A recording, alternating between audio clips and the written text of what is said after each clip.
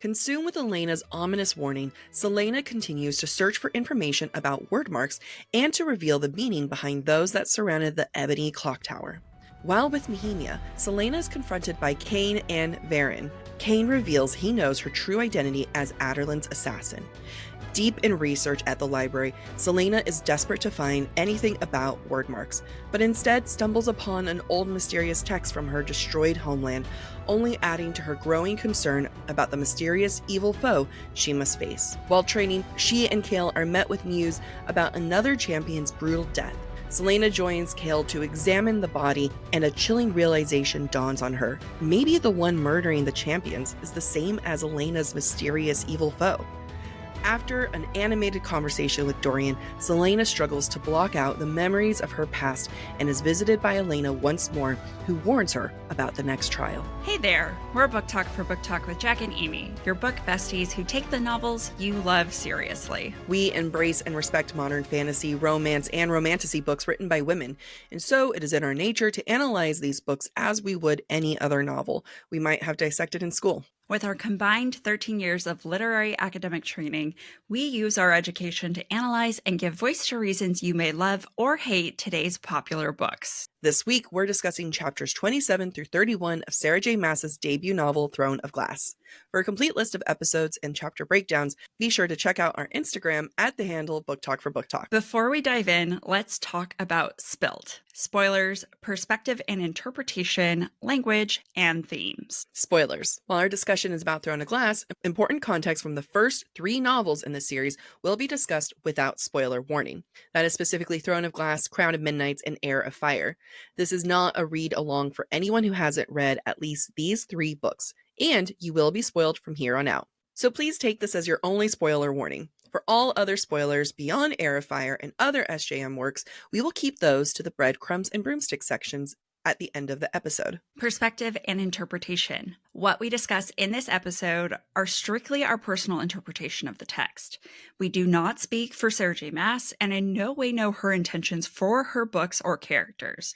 We also know our listeners have their own personal views and opinions, and we encourage you to share your thoughts with us because every perspective and interpretation is worth exploring. Language. Even though I try to keep my swearing to the minimum for the sake of my mother, I'm sorry, Mom, explicit language does occur. Looking at you, fucking Amy. Themes. We also discuss some heavy subjects throughout the podcast that can include themes of sex, violence, abuse, depression, self-harm, and death. While we will do our best to give trigger warnings for the darker themes, we will discuss these topics when they are important to the text. Listener discretion is advised. As always, we love keeping the conversation going because our listeners are so good at finding things we've overlooked or missed completely. You can share your interpretation of the text with us by posting on social media, tagging us in stories, sending us DMs, and submitting to the form on our website. We also post more exclusive content and host live streams for our Patreon supporters. You can find us at patreon.com/BookTok for BookTok. And each week we ask ourselves a question, and this week we ask, is Selena able to decipher her own emotions and feelings towards Kale and Dorian, and to what extent do the threats surround her muddy the water? Themes we see in this section include anxiety, avoidance, and possession. Chapter 27 starts with Selena observing the clock tower. Quote, Selena stared at the ebony clock tower. It grew darker and darker, as if somehow absorbed by the sun's dying rays. On top of it, the gargoyles remained stationary. They hadn't moved, not even a finger. What I like about this is the simplicity of the description. SJM is not hiding anything from us. She's like, clock tower, evil. And that is in fact evil. So, it's direct. It's not bad. It's actually kind of refreshing because I feel like a lot of times, whether it's her or other books, they're kind of like, you can't really tell it's actually evil. But now it's like, behold, monsters. I don't know what to give you guys. You are. It's black. It's absorbing light. There are gargoyles. Yeah. It also feels like a breadcrumb in general, not just about the evil nature, but a little bit more than that. However, I will leave that breadcrumb for the end of the episode. Just like how the king likes to hoard money in the kingdom, like you think about the castle and the fact that it's super gaudy and expensive, the king has also been hoarding magic. Quote, there were 12 of them all together, forming a large circle around the solitary tower. Remember, he's forbidden magic, and this is clearly magic. Now, at this point, I don't think Selena's made that connection, but we know. We also start to get this understanding with Celaena and her relationship with nature, which makes sense because right now she's really uneasy with the clock tower and with it being evil. So of course she herself is going to feel uneasy, and we're going to see that, like I said, in nature. Quote, she savored the heat from her cloak, remembering all too well the winter she'd spent in Endovier. Winter was unforgiving when you lived in the shadow of the Rune Mountains. It was a miracle she hadn't gotten frostbite. If she went back, another winter might kill her. And this is her being super aware. Like, if she does not win, if she does not make it out of this, she will go back to the slave mines and she will not live. And this is a PTSD moment. And we just have to keep in mind that I feel like this is a sign with how she views cold and winter, you know? Also, give a spoiler warning before your next. Yeah, I'm not going to say anything spoilery. I'm just going to say Rune Mountain. Mm-hmm. That's all. That's all I'm saying. Yeah. I also think there's a chance SJM forgot that she named it Rune Mountains. Maybe Also we should putting say that that in the out there. at the breadcrumbs section. Okay, fine. Yeah. Remember this. We also learn through this kind of inner reflection on Celaena's part that the final trial coincides with Yulemas, aka winter solstice, Yule, the longest night of the year. That feels like, to me, the perfect time for evil to strike. So it should be ominous to us as readers when she's so disgruntled and traumatized by winter. Winter, darkest night of the year, it all feels connected. I love winter. Give me snow, give me night. I'm already mad that it's 70 degrees outside today. Nehemia has never seen snow and is cognizant of its novelty, but also that novelty may fade away. Quote, I've never seen snow, Nehemia said, looking at the sky. I wonder how long the novelty will last. Celaena says, hopefully long enough for you to not mind the drafty corridors, freezing mornings, and days without sunshine. This is a reminder to, I think, Celaena, or us at least as readers, that the grass isn't always greener. I feel like this is somehow a reflection of Celaena's life. You know, she's a firm believer in the fact that fate and destiny has abandoned her, but that's not necessarily true. And the grass isn't necessarily greener, even if it has abandoned you. No matter your identity, fate's going to come for you. You may believe that it's not, but it is. And your fate is your fate. Wheel of Fortune Tutana or something like that. The Wheel of Fortune goes around in circle. Mm-hmm. Yeah. Yep. Life is a cycle. Life is a cycle. You're on top, you're on bottom. You're on top, you're on bottom. Yep. I do want to point out that whenever Celaena dives inward because of a memory, she tries to distract herself and those around her with things that make those individuals around her focus on themselves. And we see this happen in this instant. Quote, Celaena had already spent one blistering summer in the heat of the Red Desert, but to tell Nehemia that would only invite difficult questions. Instead, she said, quote, I'd like to see Eelway very much.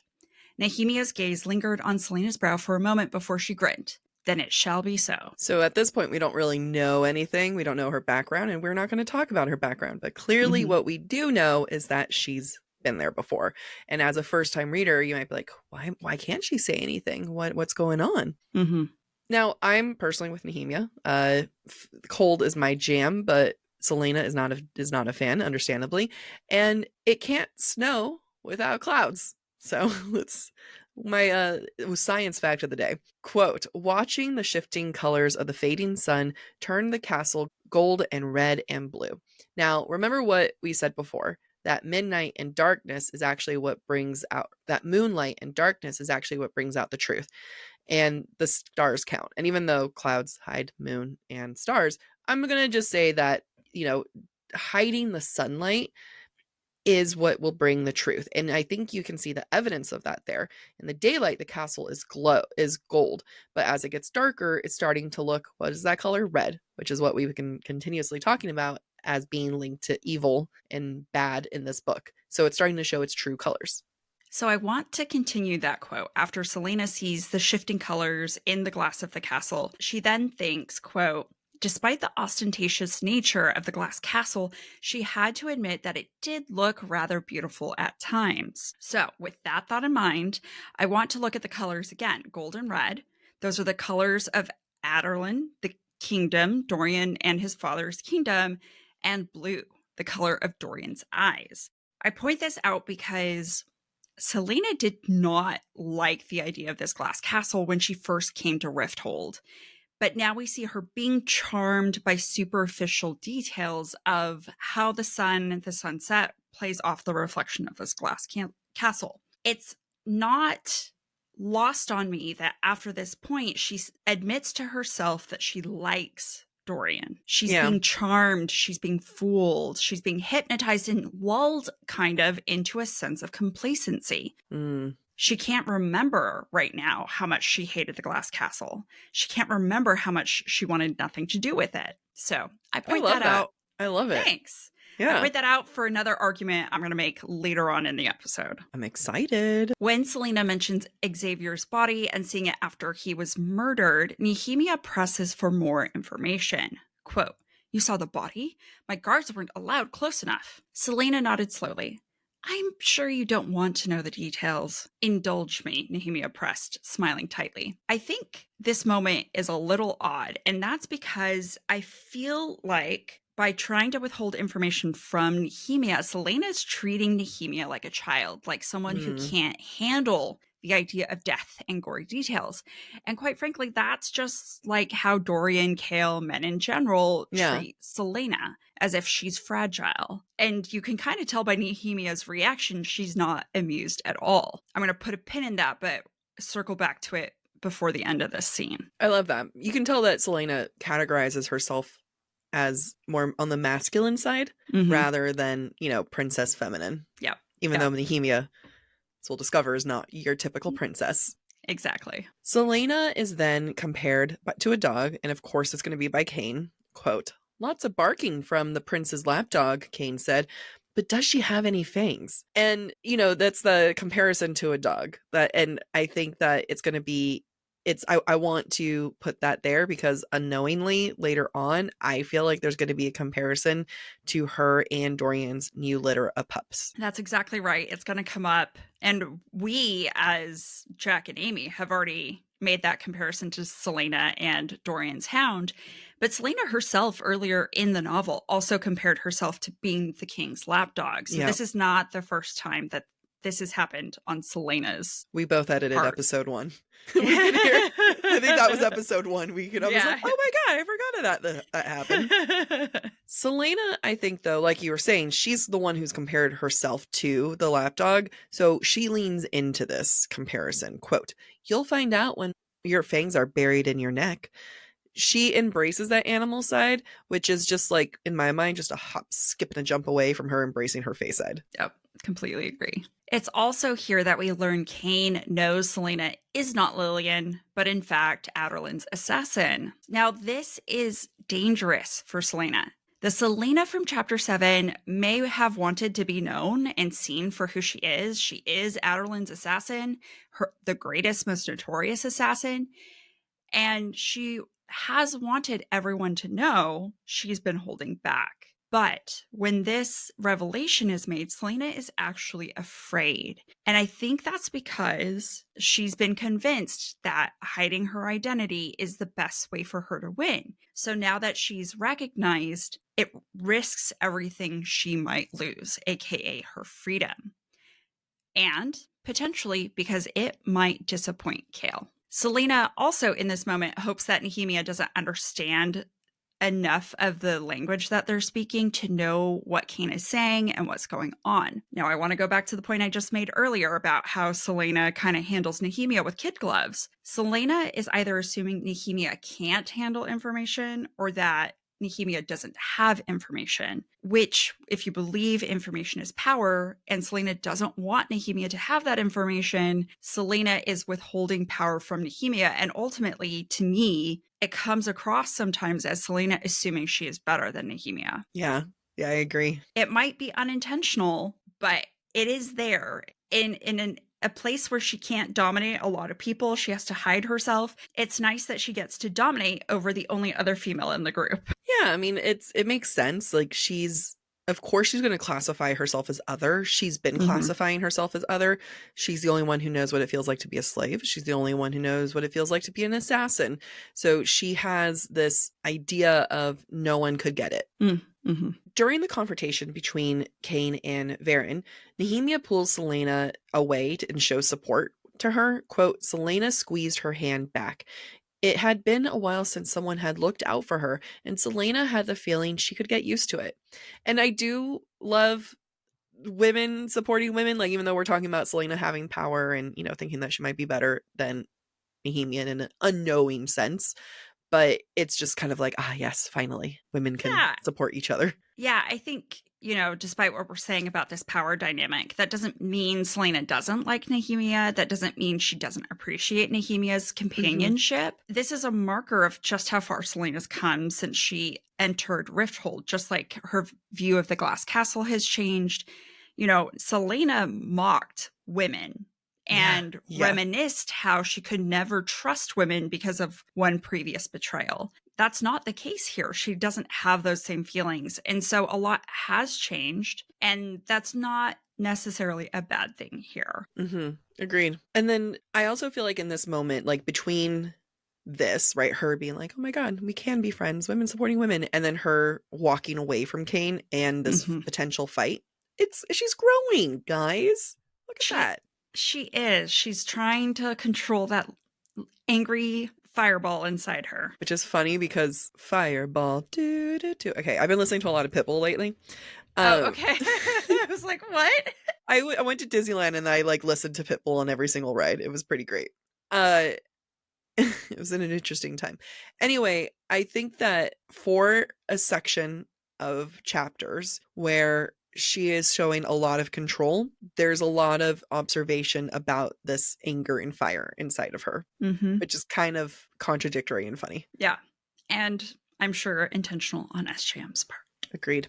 We then skip to the next scene. Celaena's training, and Chaol and Dorian are watching from the shadows. Quote, Chaol stood with Dorian in the shadows atop the mezzanine, staring down at the assassin as she punched at the dummy. He'd invited Dorian to come along to watch. Perhaps Dorian would now see why she was such a threat to him, to everyone. First off, this is just creepy. Yeah. They're in shadow. Their views are not necessarily in the light. I don't know that either of them can really see objective truth at the moment. Mm-mm. And this is getting to one of our themes. I just feel like this is what masters do. Like this feels like owners watching their dog in dog training, from afar. But, that's accurate because they do own her freedom and they are watching her.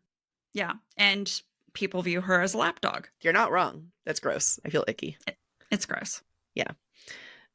Chaol and Dorian, as they're watching Celaena work out her frustration, Chaol observes, quote, just being an assassin, whatever the cause of the underlining rage, she could never entirely unleash herself. Now, remember what we were saying, that it's like, here she is showing restraint. And what Chaol sees is, God, she just has so much underlining rage and she can't she wants to completely unleash herself, where it's like, okay, yes, maybe. But I don't know. It just felt like it was viewed in kind of a negative-ish light, where it's like, do you not want her to restrain it? Anyway, I feel like it's also a breadcrumb as to, this might be a breadcrumb section, but we have it here and Amy didn't move my note. So we're just talking about it now. This is not who I imagine Aelin to be later on. Aelin is someone who has a lot of, I don't want to spoil anything, but this woman that we're seeing here who has just has so much to unleash in the world, in anger. I don't see that in future books, and I think that has to do with a lot of truths coming into light later. And to me, that's a good structure of a book series, where it's like, okay, well, what happens when these internal things come out to play? Yeah, I think that's a good point. And this is not a spoiler, but looking at Crescent City, I would not say that Bryce has grown, but Bryce of the beginning of Earth and Blood is not dramatically different from the Bryce of Flame and Shadow. Yeah. Whereas Celaena of Throne of Glass is completely different from Aelin of Kingdom of Ash. Same with Dorian, same with Chaol. That's what happens when you get 7 books. Yeah, it's true. I mean, I guess I would be upset if they hadn't grown. I know, right? Dorian in this moment asks if Chaol thinks Celaena can win, and Chaol says, quote, I think if she doesn't get too riled and keeps a cool head when they duel, she might. But she's wild and unpredictable. She needs to learn to control her feelings, especially that impossible anger. It's so contradictory that he's thinking, ugh, she can never completely unleash herself, but she needs to control her feelings. Just Yeah. A, Kale, like, make up your mind. B, it's also a breadcrumb. Anytime Selena's anger is talked about, she can't keep a cool head because she's literally made of fire. Anyway. And there's going to be things where her anger is like she's burning up on the inside or Yeah. whatever the case is. It's always a hint towards the fire within Yeah. her. I love that. I also want to say about Kale and Dorian in this moment, men often, if not always, put down feminine rage. Yep. As if it's poisonous, as if it's a rabid dog. And I feel like this comment from Kale in this moment is not really much different. And that's why he's brought Dorian here, is to show Dorian, look at she's this a rabid beast dog. who cannot be tamed. Look at that. Right. Yeah. Be horrified. Right. You should be horrified. You should stay away. It will give you rabies. A woman has emotions that express anger, and she's handling it in a healthy way. Behold, fear. Shield your eyes. Yeah. It makes me so mad. It makes me think of Taylor Swift's Mad Woman. You know, like there's nothing like a mad woman. And women don't get to be mad. And that is the most frustrating thing, because I will always remember there was one time I was working at my job, not where I'm at, past job. And it was very corporate. And I went to my boss just to complain about something. And I was just probably complaining like this and blah, blah, blah, blah, blah. I'm not yelling. I'm animated, nothing intense. And he takes me to a separate room just to tell me to calm down. You need to calm down. And I was floored. I was like, you want to see me pissed off? I didn't say that. I was in my mid-20s. I did not have the vocabulary or the fully frontal developed brain lobe to like express myself. But it was horrifying, and you do not get to be mad or express any emotions. But you know what I say to that? Fuck it. Fuck and you. Fuck you. Fuck you. Burn it all down. That's right. Now, as Kale and Dorian are watching Selena, both of them see that Knox comes over, and we realize, and Kale explains to Dorian, like, yeah, this is someone that she trains with. And then Dorian asks, quote, "And you allow this?" Kale hid his glower at Dorian's tone. "If you want me to put an end to it, I will." Dorian watched them for another moment. "No, let her train with him. The other champions are brutes. She could use an ally." That she could. As much as I feel like we're meant to kind of swoon over this moment of like, wow, the two boys are jealous of Knox and they're just they want to look out for her safety. Let's go ahead and allow her to have a friend. Let's allow her to continue to train with this person. Let's allow her to have an ally. We deem this person an ally, therefore we allow it. How about the fact that Selena identified him as an ally? Like, yep. And it's just a reminder that they are the ones in control of her life. I was editing, Amy and I were both editing episode 1 this week, and I was like, wow, we made some good points. And, the fact that Dorian is in control of her food, her clothing, her home, her identity, everything. And now this is another example of him in control of her allies and her friends, even though he allows it. If he decided not to allow it, that would they would remove that obstacle that is Knox. So they're poopy men. In these chapters, we see Selena say that she likes Kale and that she likes Dorian, and we're going to get these in different moments. I think it's funny that it happens kind of very relatively close to each other. I'm going to argue that while it's made to seem that she likes Dorian in a romantic way, I'm going to keep arguing that it's not. There's an attraction. There's an attraction, but not romance or emotional, if that makes sense. So, it's hard not to be attracted to someone who's hot. We see Kale push Selena, though, in this episode several times. Quote, "He was merciless during their sessions. He had her doing all sorts of activities, walking on her hands, juggling blades. It wasn't anything new, but it was unpleasant. But his temper had improved somewhat. He did seem a bit sorry for hitting her leg so hard. Selena supposed she liked him." Now, this one isn't as romantic as what we're going to get that discovery when Selena's like, oh my God, I like Dorian, after they have like a moment with each other. But this kind of training, juggling knives, walking on her hands, that seems like the level of ridiculous training that Arobin had her do. Well, And yeah. and he hit her leg. Like Yeah. she's complaining that her leg is sore because he whacked her. Yes. Which, like, why did he whack her? Because he was jealous of Nox? Was he jealous that Dorian was jealous of Nox? You know what I mean? Like, you can't tell me that Kale did it out of the kindness of his heart of hitting her leg. So, yeah, it just was like, it felt very like Arobin structure. But again, like, then that goes into, I feel like Kale represents Arobin, and there's that weird daddy issues there. And Dorian is going to represent his father and that destruction and royalty and memories. And, you know, her coming not to terms or peace with it, but there's a confronting it. And what better way to confront it with kissing it, you know? That's how I confront my trauma. Kissing your trauma? I kiss my trauma. There's no trauma near. The problem is I've kissed too many traumas. Also in the previous chapters, like the episode before this, she actually calls Kale her friend. And this kind of feels like a few steps back in that sentiment. Like, you know, you already called him your friend. Now you're like, I like him. And I think it shows some of the resentment she still has towards Kale, whether that's resentment of him accusing her, not overtly, but like potentially accusing her of being part of the murders. And also the distance that I think that she's been putting there between the two men after getting her mission from Elena. Yeah, I think in summary, Selena's really confused. Yeah. She just doesn't know how to feel about Kale. And if we compare her feelings now to how she felt about Kale when she first met him in Endovier, shortly after Endovier, when they were first training, this is a very complex situation that she finds herself in. And is he her friend? Is he her mentor? Is he abusive? Is he like, she can't? The answer is yes. Yes. She can't really figure it out.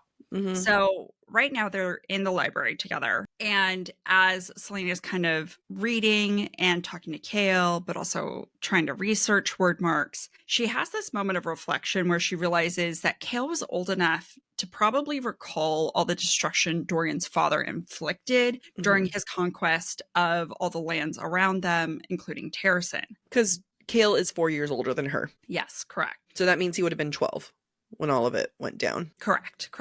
So Selena thinks, quote, "What had it been like to grow up in the shadow of the king who had ordered so much destruction, to have lived here when royal families were slaughtered, when seers and magic wielders were burned alive and the world fell into darkness and sorrow?" I think that this adds an additional layer of complexity to how Selena views Kale, because maybe for the first time she doesn't see him as part of the quote-unquote patriarchy. He's not part of the conquering nation so much, but she recognizes, oh, he was a child who also had to like witness all of this. And he might not have been personally affected, but that was a lot of destruction to have witnessed regardless. It's even a if different it's not type of trauma. Right, exactly.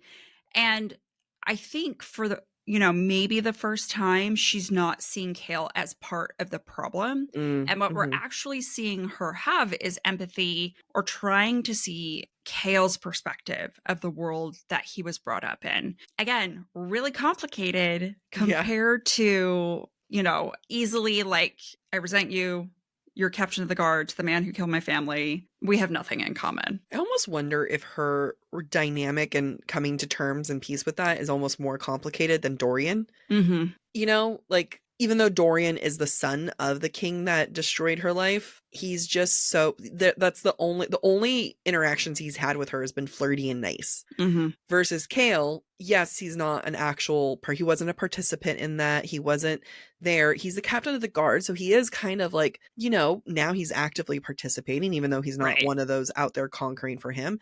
And he's also training her and beating her up and stuff. So there's like that. There's a lot of I think there's a lot more complication there than with Dorian, which might be why she's attracted to Dorian, because it's a little bit simpler. I completely agree. It's like, there we are. We're done with the episode. We figured it all out. I mean, I have more points. No, I know. We have more.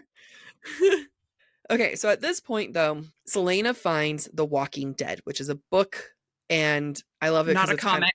I know, right? So she found this great TV show called The Walking Dead, and she just binged it all week. It was actually originally a comic. Did you know that? Yeah, I did. Oh, okay. I didn't know. No, I did. I relate to the TV show. Yeah, I It's understand. funny. One of those past traumas introduced me to the TV show.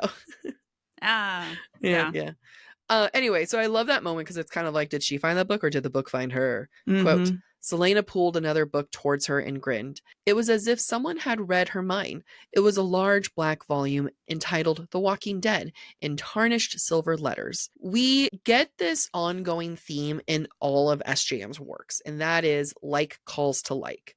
And I think I saw someone in one of our comments of one of our videos was like, they didn't like that like calls to like it was a theme that they were just like not into.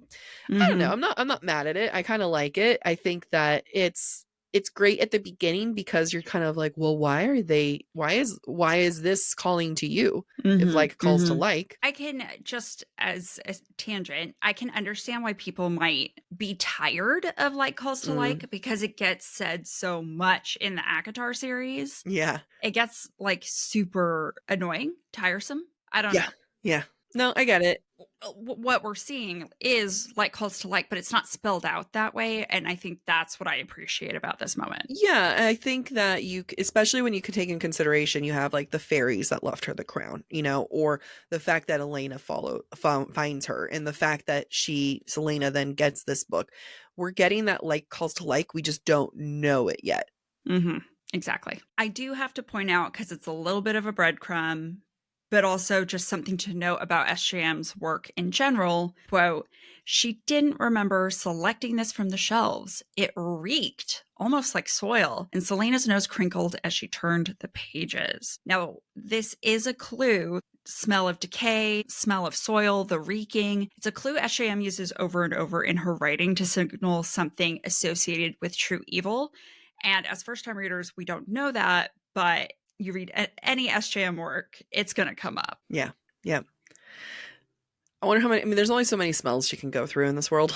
It's true. Selena then gets all scared in the library. And I have to say, SJM does a really good job of getting us in the moment. I think in her work, she continuously does a great job of getting the heart racing. Quote, there was scraping noises somewhere beneath her feet, close, as if someone were running a fingernail along the ceiling below. Selena slammed the book shut and stepped away from the table. The hairs on her arms rose, and she almost stumbled into the nearest tables as she waited for something, a hand, a wing, a gaping, fanged mouth to appear and grab her. I just wanted to applaud her because it's such a visceral feeling and it's done in such a short amount of time. And, so we're at this heightened moment. We're at this like, oh my God, this is terrifying. But then we find out it's actually Kale, and I have nothing particularly to analyze. I just think it's hilarious. Quote, do you feel that? She asked Kale, who slowly, maliciously grinned. He held out his dagger and dragged it on the marble floor, creating the exact sound and feeling. Kick his ass. Yeah. So it's funny. Yeah. Does it feel out of character? It's a little bit malicious. A bunch of champions are being killed. Is it really the time to create noises that cause fear? Go ahead. Go ahead. No, go ahead. It's just funny because he's like, when can we leave? Can we go yet? He was just questioning her of like, how much longer? Right. So, so maybe on one hand, he's doing it to get her to leave, right? Yeah, yeah. It's something a big brother would do, like my grandpa. It made me think of my grandpa immediately. Yeah, you just don't or like an uncle, like you just don't appreciate it. And I want to really focus in on this right now because Selena is scared. Kane just scared her earlier that morning with Nehemia. He knows her identity. She hasn't told Kale this.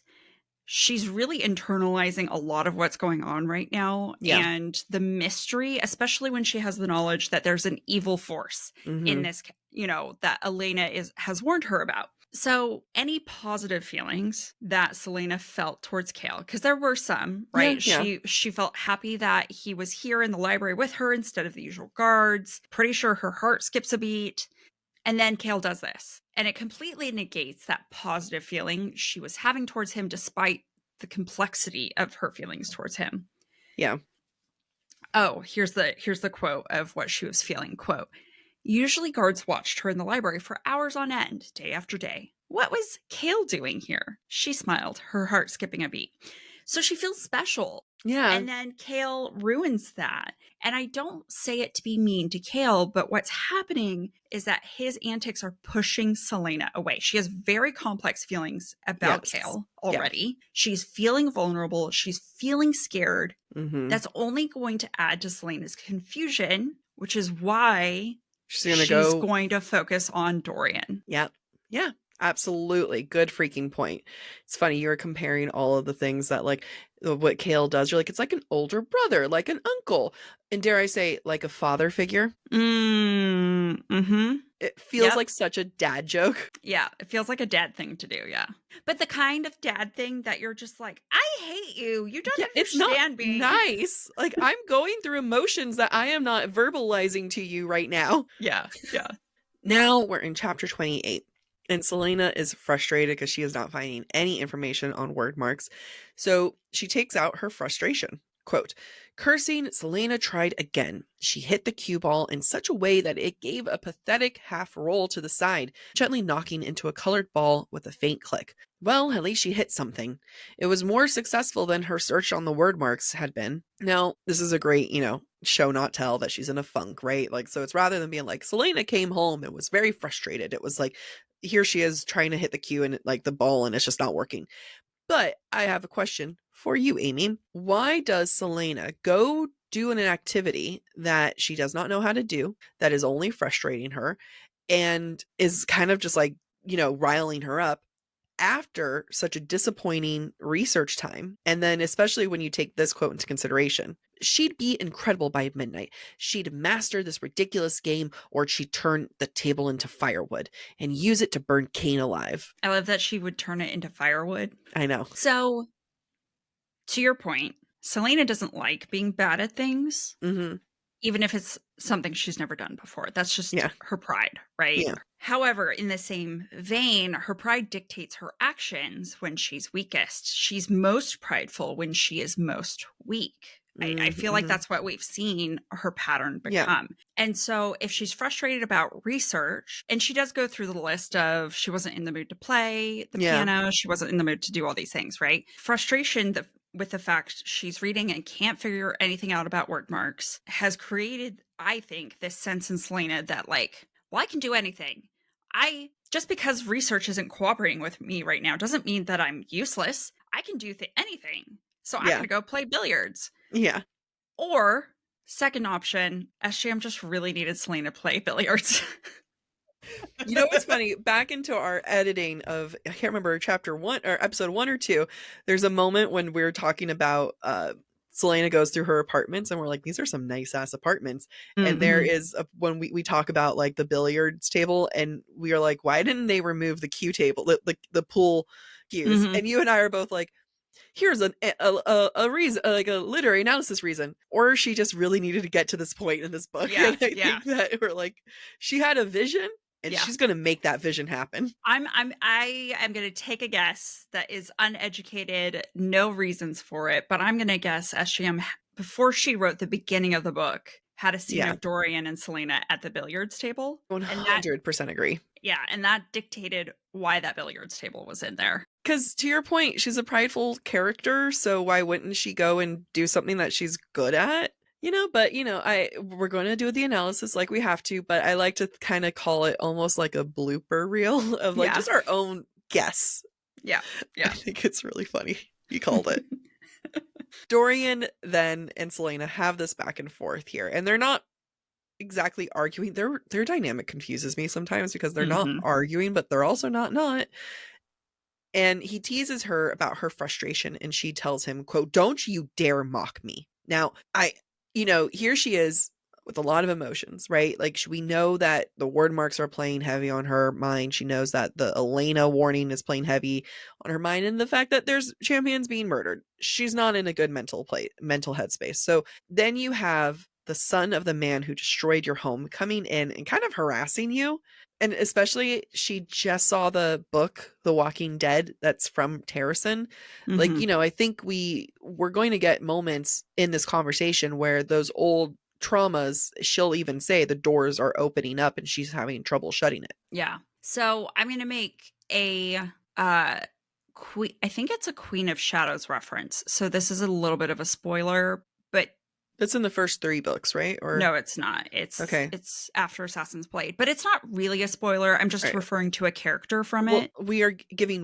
you've been warned. You've been warned. I'm going to refer to a character from Queen of Shadows. I think it's Queen of Shadows. Adian, her cousin, is the brother-like figure from her past. Yep, yep. Who currently works in Dorian's father's army. Yeah.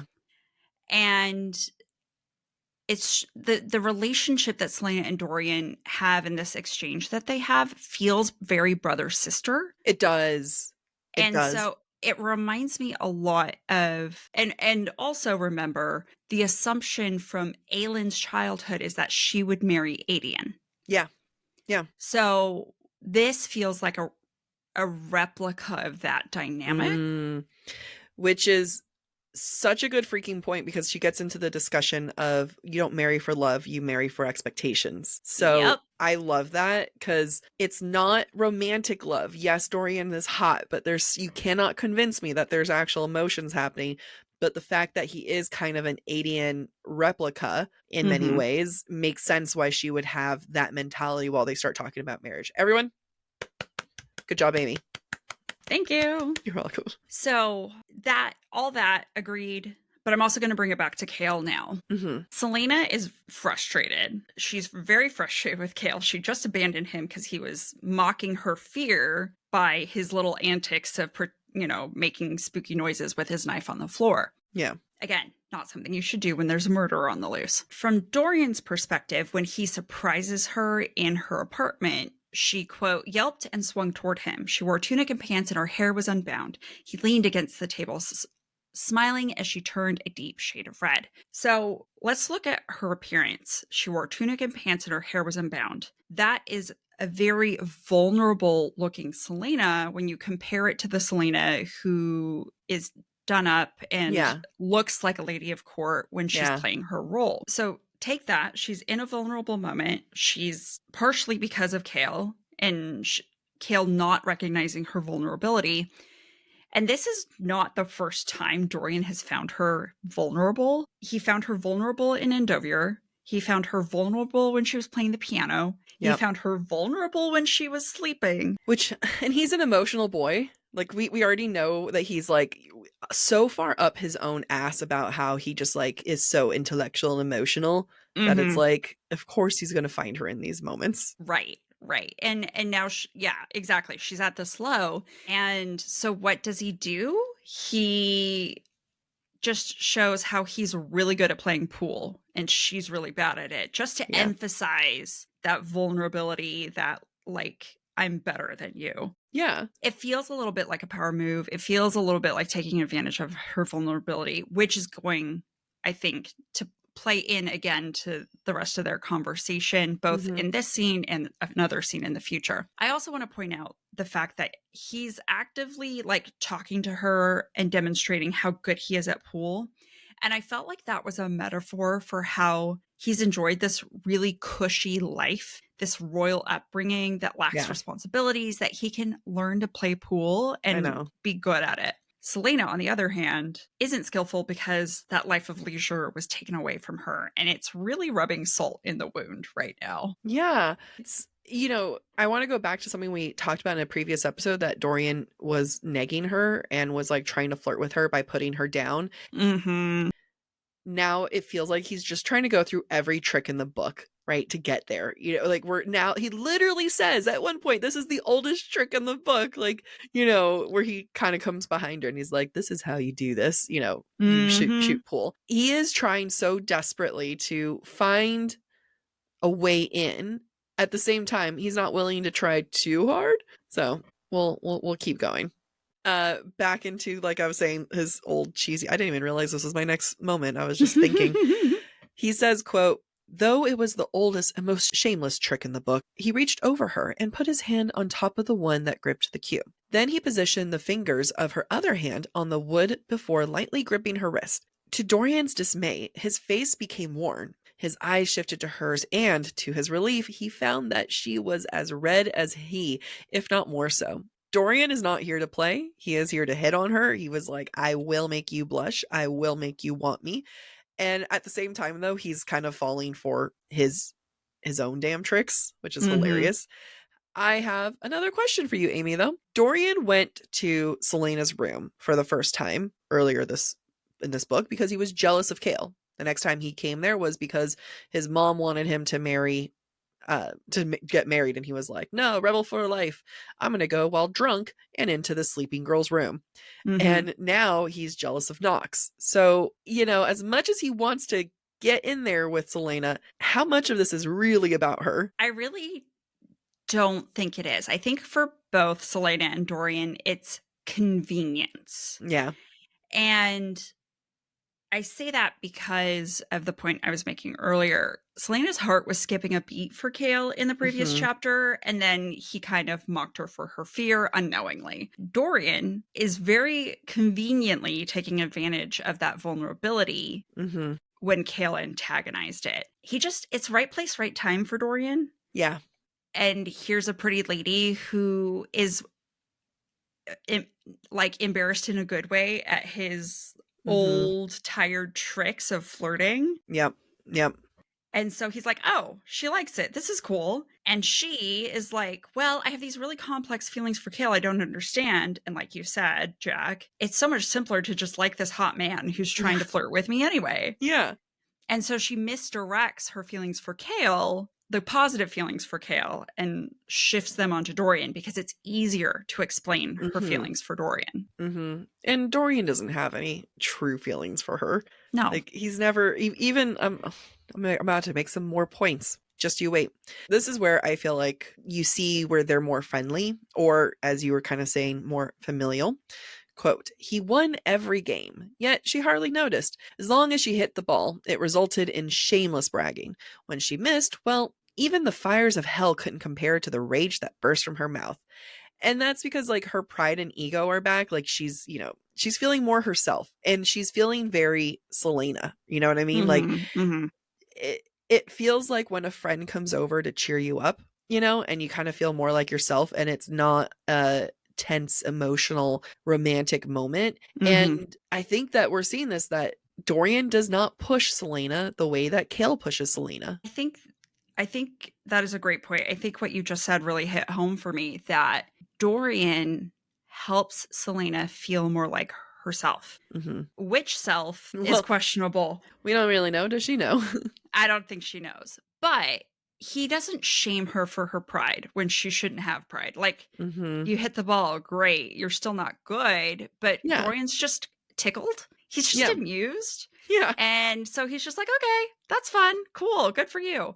And I think Selena being allowed to be that way makes her feel better, which is why it's easy to like Dorian compared to Kale, because Kale does not allow those things of her. And also the breadcrumb. The fires of hell couldn't compare to the rage inside her. Like, come on, guys. Come on. She knows what she's doing. Yeah. However, through all of this, right, he's coming in, he's like, I'm going to come and hit on her. However, he is still Dorian at his core currently. And that means he's still pretty selfish, and that he identifies love and caring about others to himself. Quote, how she became an assassin, how she learned to play the pianoforte. It was all a mystery. Now, please notice what he's saying isn't like, I just keep asking her and she just won't tell me. And I keep, I want to know more, but she dodges my questions. He's not asking any questions. Now, he will come back and he will ask her questions about herself. I believe it's like several weeks have passed at that point before he actually does this. So in this moment, he is still just very consumed about himself and, like, I want to know all these things, but not willing to try. And Dorian is just not willing to go beyond his own thought process and actually ask. He's not, because asking would imply he does not possess her. He just wants her to provide the information like a good dog. Quote, he wanted to know everything about her. He wished she'd just tell him. He hasn't asked her shit. He just wants her to tell him. If knowledge is power and Selena is leaving Dorian powerless by not giving this information, she's no better than his mother or father. Other people he's not capable of speaking up to or Mhm. asking things of. His desire to know her then is a desire to possess her. And A, that's why they won't work. B, he's also losing Yeah. compared to Kale. Yeah. And to ask for it is essentially to beg for it. And that wouldn't be okay. Yeah, Dorian's never had to ask for anything. That's exactly right. So we've talked about power and titles, right? She is Aderlin's greatest assassin. Dorian is a prince. And when there's a power and titles, that usually means there's intimacy in names. Quote, "Good night, Selena," he said. It was the first time he addressed her by her name. It came off his tongue nicely. Like I said, power of a title, but then the power of names. Intimacy is a different type of power. And with that in mind, there's more power to intimacy than there is to power, if that makes sense. Just like there's going to be more power to the name Aelin than there is to Selena, and there's more power to Selena than there is to Aderlin's assassin. So, it's like any time who reads Hermione fan fiction, there's always a moment where Hermione stops calling Draco Malfoy Malfoy and calls him Draco, and every single time he goes, "Say that again."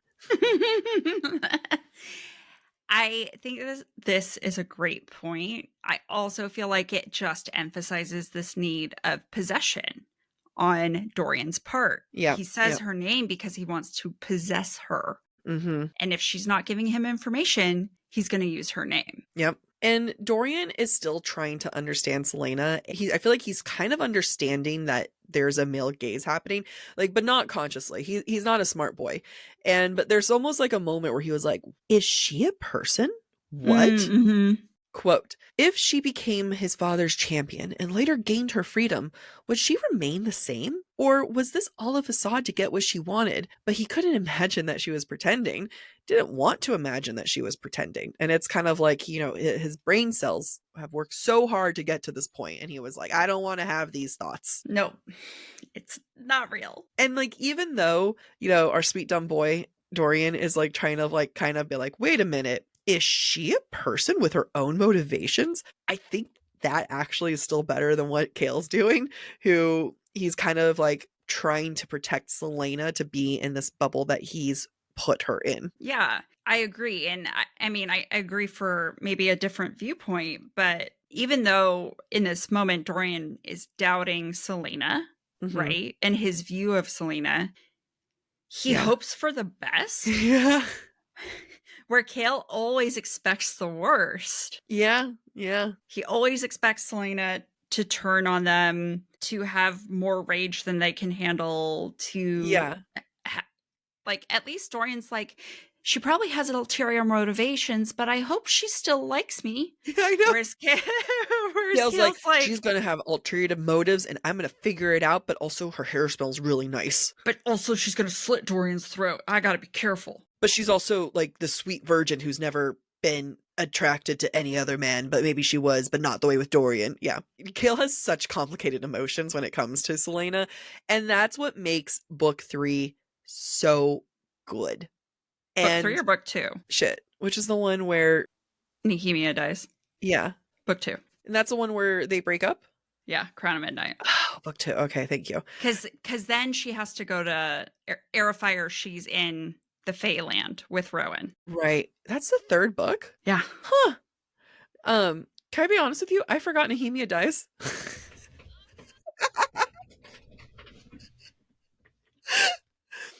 No, it makes sense. It sounds familiar.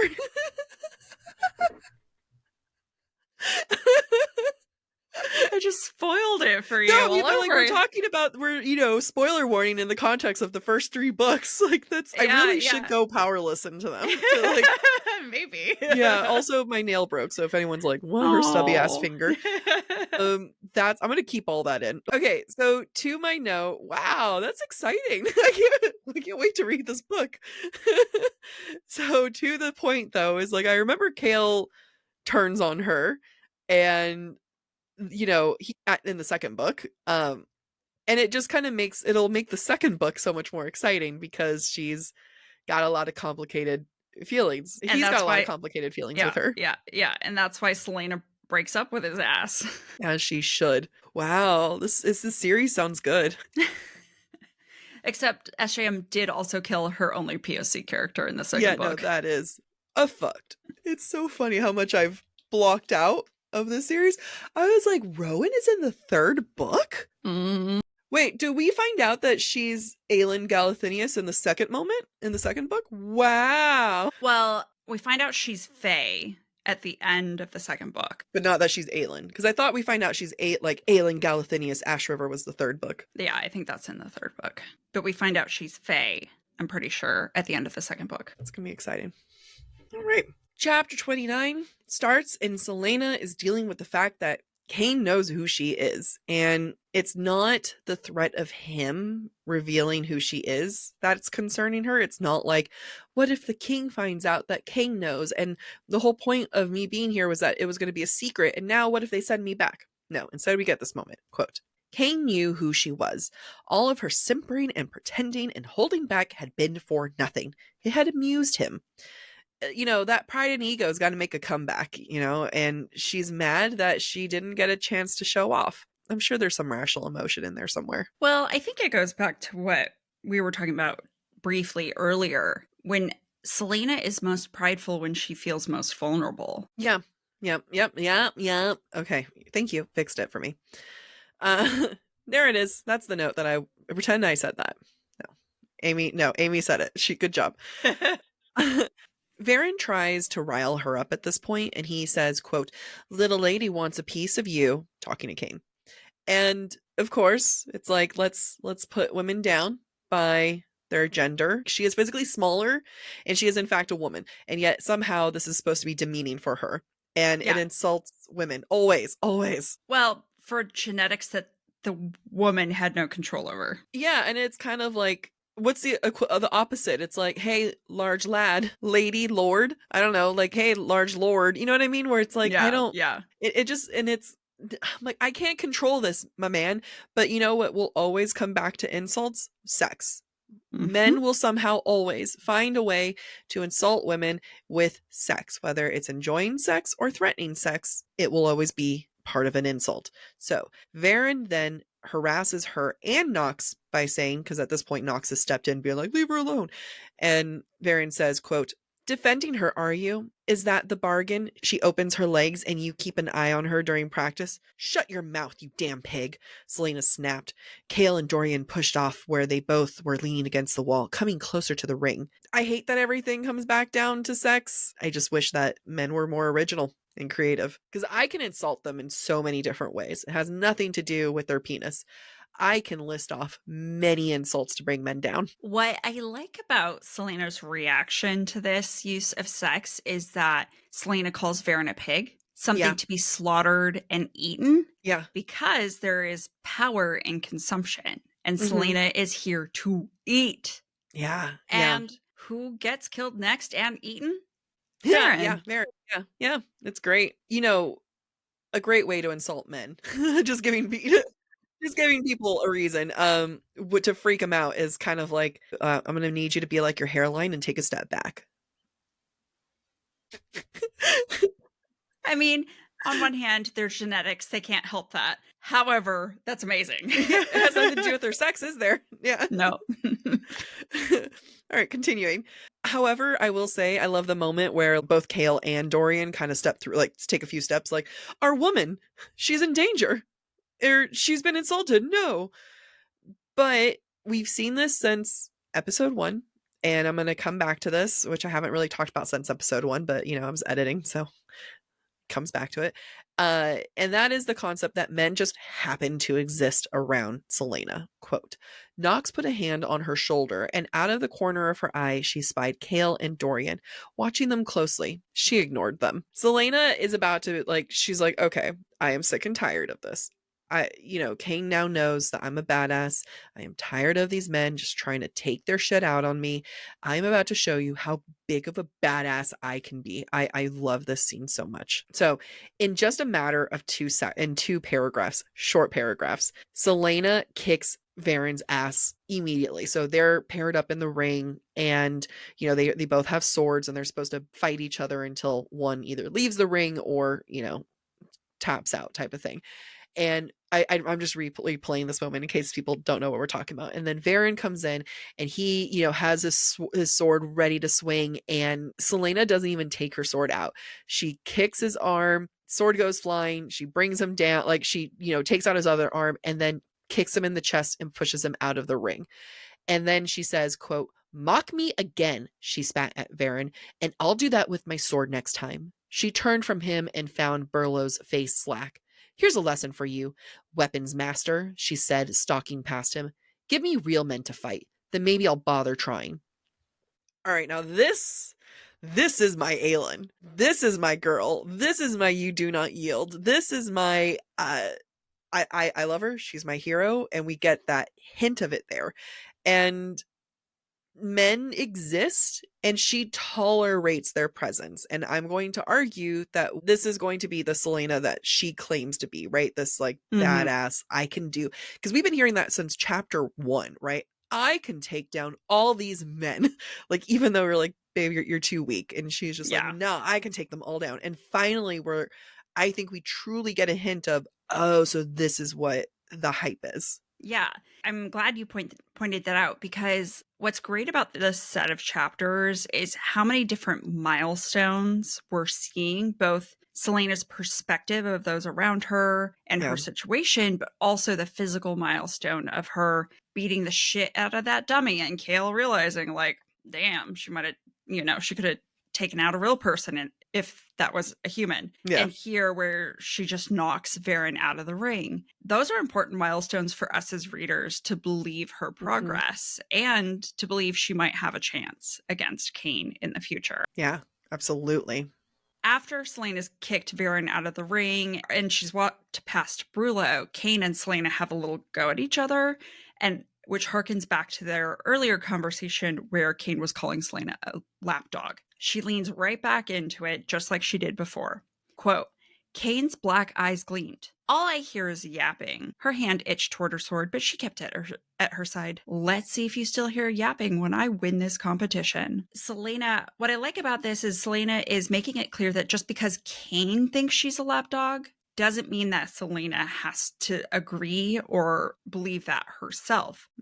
Again, another moment of growth where she's not getting defensive, she's not getting violent, she just leans in and she's going to let her future self and her skills do the talking for her. Yeah, absolutely. So at this point, we are back in Celaena's room and she's looking out the window and there's more emotions. Like, if everyone else, like, it's funny because it's like you have all these boys that are horny for her, whether it's like horny for her body or horny for her death. Like, everyone is just like, the men are just like busy, and she's just over here with emotions, guys. She's dealing through some shit. Quote, "Celaena watched the snowflakes drift from the hills beyond Rifthold. They swept towards her, harbingers of the storm that was to come. The late afternoon sun, trapped beneath a wall of pewter, stained the clouds a yellowish gray, making the sky unusually bright. It felt surreal, as if the horizon had disappeared beyond the hills. She was stranded in a world of glass." Oh, there's a lot of emotions there. Like, I'm almost like, you heard it. There's like, she's hurting. I mean, she feels stranded. She's trapped in a world of glass, which is her enemies. There's all this going on in the background, right? There's all of this weather and trauma happening in the background. And even though the clouds are there, as we talked about, the sun is usually not always a good thing with Celaena. And even with the clouds kind of like almost in a shield protecting her, it's still making the sky so freaking bright. And, it's usually there's comfort in darkness. And she said that before. And we are not getting any comfort right now. I probably should add this to the breadcrumb section, but I'm going to make the point now. Quote, "And she'd always imagined that there'd be someone to help her, a loyal friend or a one-armed soldier or something. She hadn't imagined she would be so alone." She's gonna have a whole ass cadre. Like, and I that's not really a spoiler. Like, surprise, there's gonna be people. There's gonna be more characters. Oh my god. But I think it also shows her mental state and her desire to care about someone. Like, she's busy wishing she had someone. Who was the last person that she felt like was really had her back? Sam. Who's someone that she opened up to about Sam? Dorian. So it's kind of like, oh, I wonder if she just doesn't want to feel alone. Exactly. And that's exactly why when Kale can't read her feelings, Selena welcomes Dorian. Yep. She just doesn't want to be mocked and alone. Yeah. Wow. You know How what? novel. I feel like I don't want to be mocked and alone too. Actually, that is something I learned in my 20s, was to like stop being mocked by men that I supposedly liked. Yeah, I mean, and we've talked about this before. It's like little boys on the playground who push down the girls they like. Yeah. Like, we shouldn't have to put up with that bullshit. I hate that we should even stop saying, oh, they do it because they like you. It's like, no, they do it because they learned abuse from home, and we should be concerned. Yeah, well, they were never taught how to properly talk about their feelings. Yeah. Just teach them to communicate. Yeah. Wow. Calm yourself, Amy. That's a revolution. Just imagine a world where men could communicate. I both welcome and fear it, because I feel like it would be a lot more simple than I fear it wouldn't be as complex as it would bring a level of simplicity to the world, which is great, but also it's like, wow, you just really wanted a cookie. Yeah. All right. Yeah, it's true. Selena continues to be lost in her own thoughts. Quote, a reminder that though Elena had become queen of Aderlin, she still belonged to Terrasen. Like Selena, no matter where Elena went, no matter how far, Terrasen would always be a part of her. These thoughts are happening while there's a snowstorm happening. It's coming. She can see it off in the background. We know it's getting cold. It's getting cloudy. The sun is coming in. Like the weather's just not good. And that is her trauma. And this is all happening as she's having to face a lot of truths, particularly the fact that she can't not be a princess. Like we're not getting that info at this very moment, but knowing what we know, sorry, Jari, I just took a moment to really appreciate knowing what we know. Our girl here is struggling with the identity of her true identity and mourning and Sam and being betrayed and everything else. Ugh, sorry, I'm sad. Let's continue. Also, the whole me saying being betrayed is not a spoiler. She says that in this book before someone was like, oh my God, you spoiled something. No, she says it. Now we are in Kaltain's point of view, and she's not doing too hot. She's in a lot of pain, and she keeps smoking her pipe, and she thinks about her own relationship with the Duke. Quote, but Duchess wasn't enough. Not when Dorian was unmarried. Her head had been pounding for the past week, and today it seemed to throb with the words, not enough, not enough, not enough. I will continue to defend Kaltain till the ends of the earth unless she does something absolutely horrific. And of course she would want to be queen. We've talked about this. We've talked about this being something where, she'll have more power because she's someone who has no power right now. And it's evidence. She is not within her own right mind. Right. It is evidence. It is a breadcrumb. The first time we saw Kaltain, she was talking about a headache. Yep. The smoking, the headache, those are all things we should be paying attention to. At one point, because Kaltain is sitting with the queen, at one point the queen thinks that Kaltain has some juicy gossip about her son, and when it's not what she wants to hear, she tells Kaltain, quote, what a pity, I had hoped that you of all people would know. You're such a clever girl, Kaltain. And like, poor Kaltain, she even made up that gossip. Like even this moment, she was like, Dorian said he was shy, and the queen's like, yeah, I already know that. Go away. She's just trying to survive this court. She is. And, despite this not going the way she wanted, she made a fumble, but now she's able to recover, and she's going to manipulate the situation so that she can gain some information and ultimately feel a little bit more in control. Queen Georgina says to Kaltain, quote, I knew how extraordinary you were the moment you entered the court. Only you are suitable for a man of Parrington's prowess. What a pity you didn't meet my Dorian first. Kaltain says, even if I had, your majesty surely would not have approved. I'm far too lowly for the attentions of your son. To which the queen responds, your beauty and wealth compensate for it. So, of course she's trying to manipulate this world. This is what it's like. Good news. You're hot and you've got money. Like, yay, you. That's all you come down to are two things that can disappear immediately. However, that's okay from Kaltain's perspective. That's pretty much like a permission to go marry my son. Yeah. Kaltain ends the chapter thinking with this Armed with this information, quote, Parrington had given her the shoes. Now was her time to dance. Mm-hmm. We've talked in the context of Celaena how there's power in clothing and appearance. And we know from Doreen's perspective of the court that the courtiers are here to perform, and the stage has now been set for Keltane. Yeah.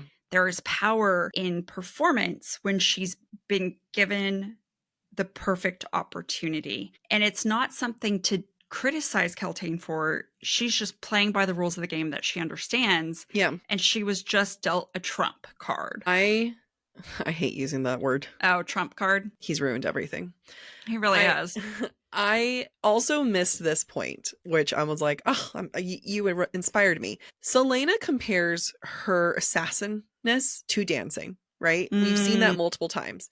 And now here's Keltane, who's comparing her aspirations to dancing. Two different weapons, both compared to dancing. Why does one have to be better than the other? One would argue that not murdering people would be better. Right. I mean, they're both dances because they are both just trying to survive in this world of shitty men. Yep.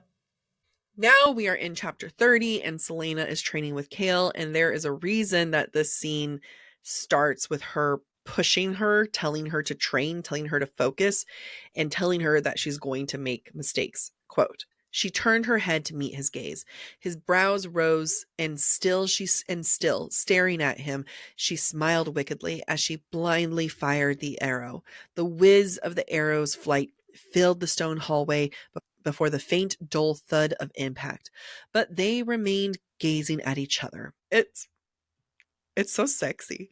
It's such a eye contact is such a sexual thing. You can't tell me that there's nothing, there's like her pride and ego are coming in. However, they're coming in a sexy way, and he's also kind of into it because he's not looking away either. And she's smiling with that. So now you have this added layer of like flirtation being there with violence. So if you think about this, like, there's violence in their flirtation. Well, what is all of their training? It's basically foreplay, you can argue. Mm-hmm. And at the same time, like, Chaol will continue to struggle to accept the sight of her. But, even he is like, shit, that was hot. I can't deny it. Chaol and Celaena, they're just both confused. So confused. And it's in this moment of intimacy that Celaena decides now's the time to tell Chaol that Cain knows who I am. It's been a couple weeks. It's been 2 weeks since Cain made that revelation. Now, this is also in the moment where Celaena has observed that Chaol has been losing sleep. He's got dark circles under his eyes. He looks stressed and tired. So on one hand, she's adding to his worries by saying, Cain knows who I am. I know that goes against all your plans. I tried to make sense of this, and the only conclusion I could come to is that I'm misinterpreting this. Maybe because of this moment of intimacy, Celaena is able to see how much Chaol cares that he hasn't caught the murderer, that he's losing sleep. And so instead of trying to make him feel worse, Celaena is trying to appeal to his empathetic side right now. Yeah. Yeah. That's all I got. I love it.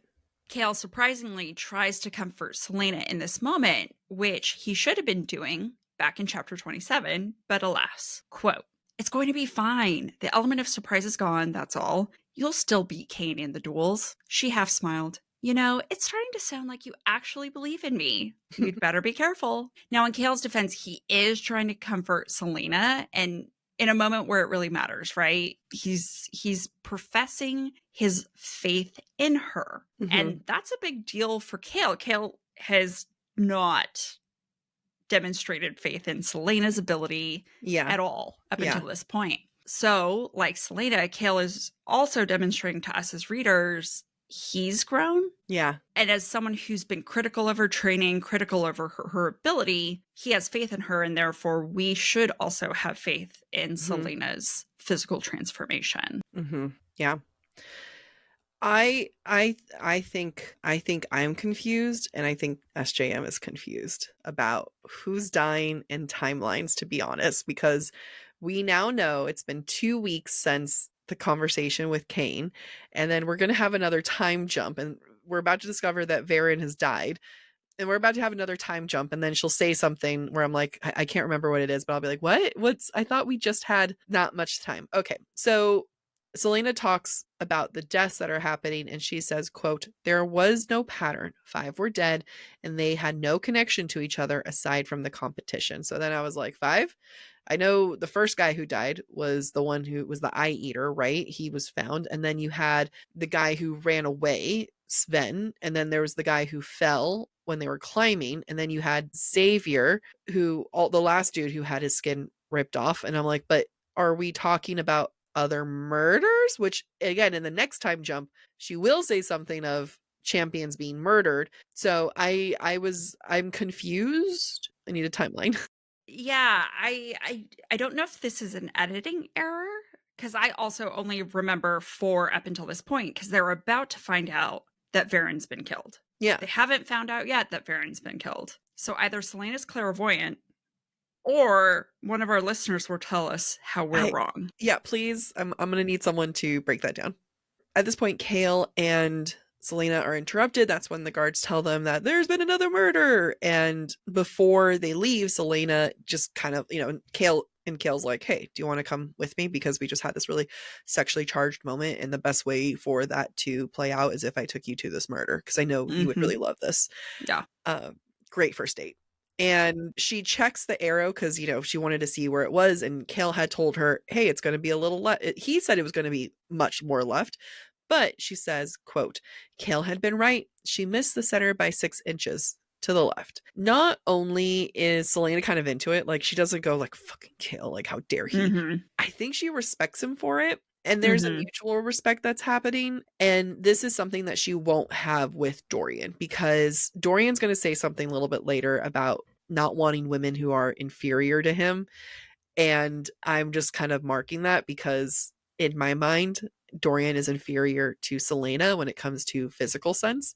And who is someone who is her physical equal at this point? Kale. Yeah, I agree. I do think that Selena's respect for Kale continues to grow, and the fact that, he may just be a captain of the guard, but he actually knows his shit. Yeah. Yeah. And for someone whom I feel like I should be able to best, he's calling me out. Like, he's right. I was too far to the left. At the same time, for us as readers, I wonder if while we are seeing how much Selena has grown physically, this should also be a source of anxiety. Like, she's still not at the top of her game. The fact that she couldn't tell, but Kale could, that she was going to shoot too far to the left. Selena was able to beat Varen.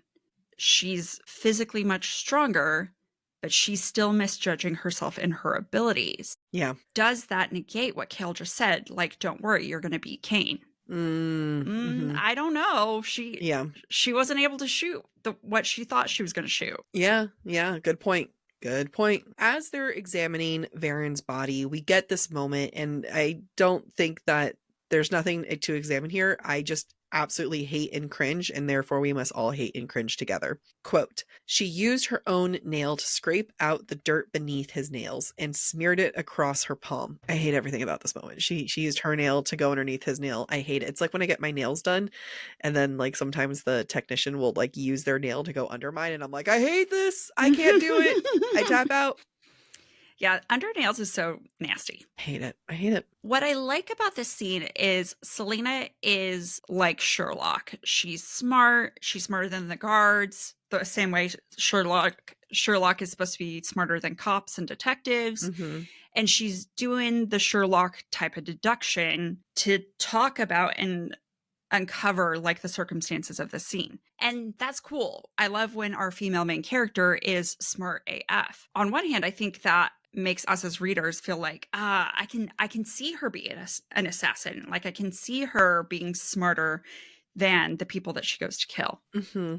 However, this really discredits Kale as captain of the guard. Okay, go ahead. I just, maybe we're supposed to deduce from this that Kale's just all brute force. You feel like Kale doesn't know what she's pointing out. Because he's constantly, no. Because he keeps asking her, well, like, what does that mean? Why do you think that? I took that to be him, like, he already knows. And he's trying to test her.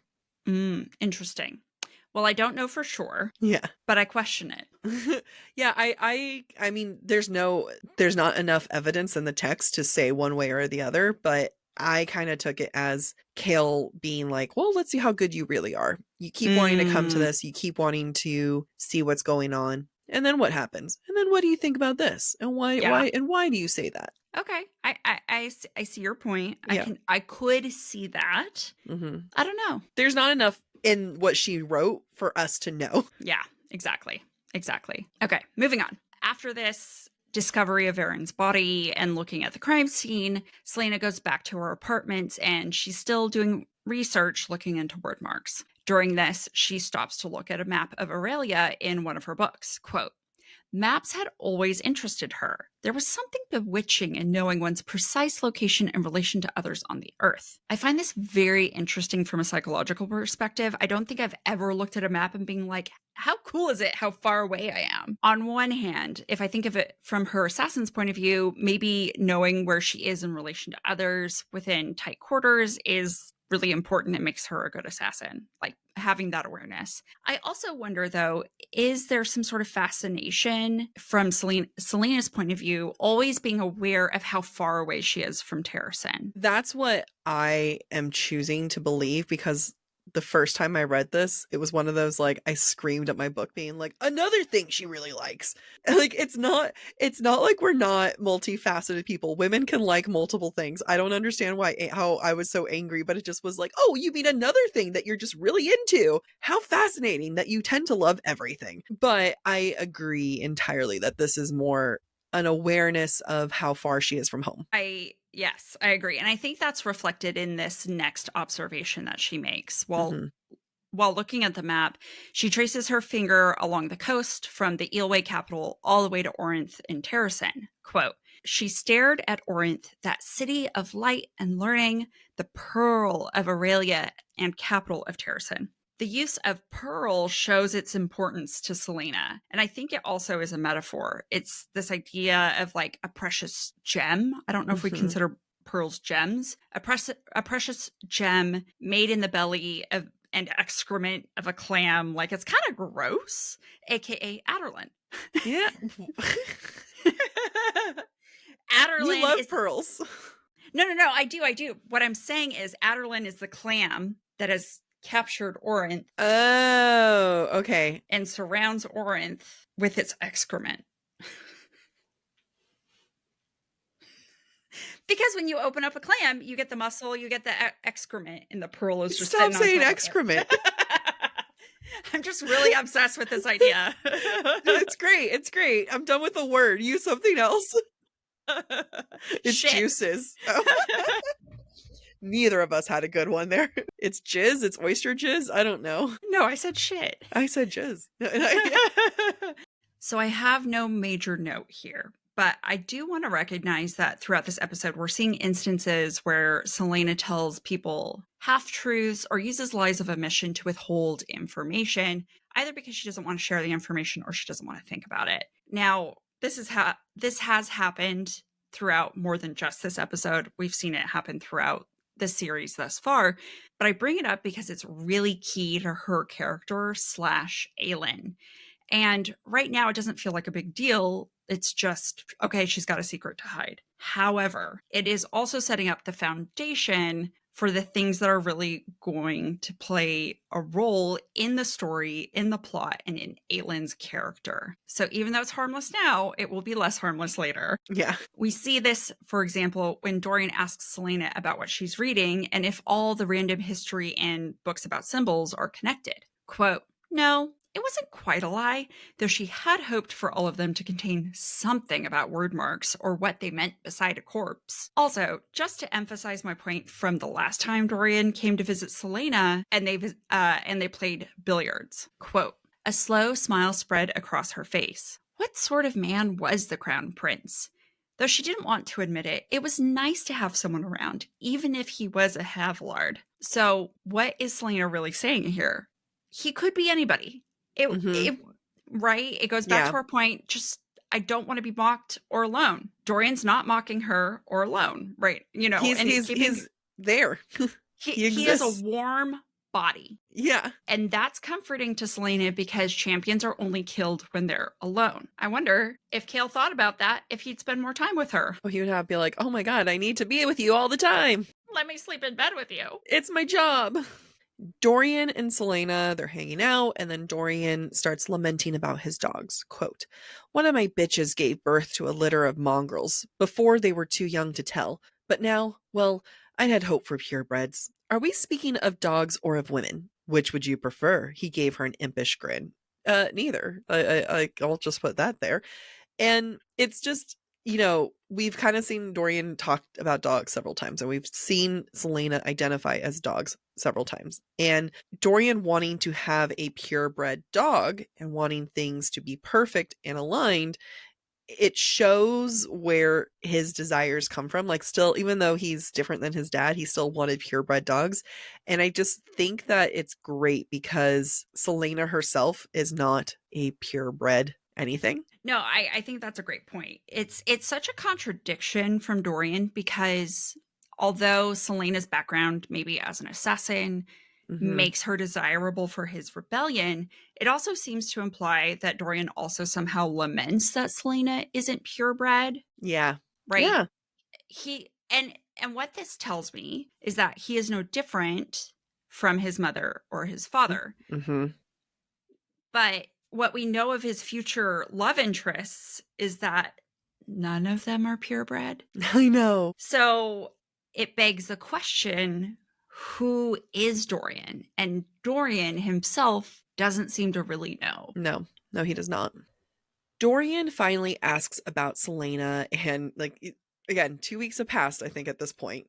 Yeah, that's what it was. 2 weeks have passed at this point, and now he's like, wait a minute, I have gained more confidence to ask you questions.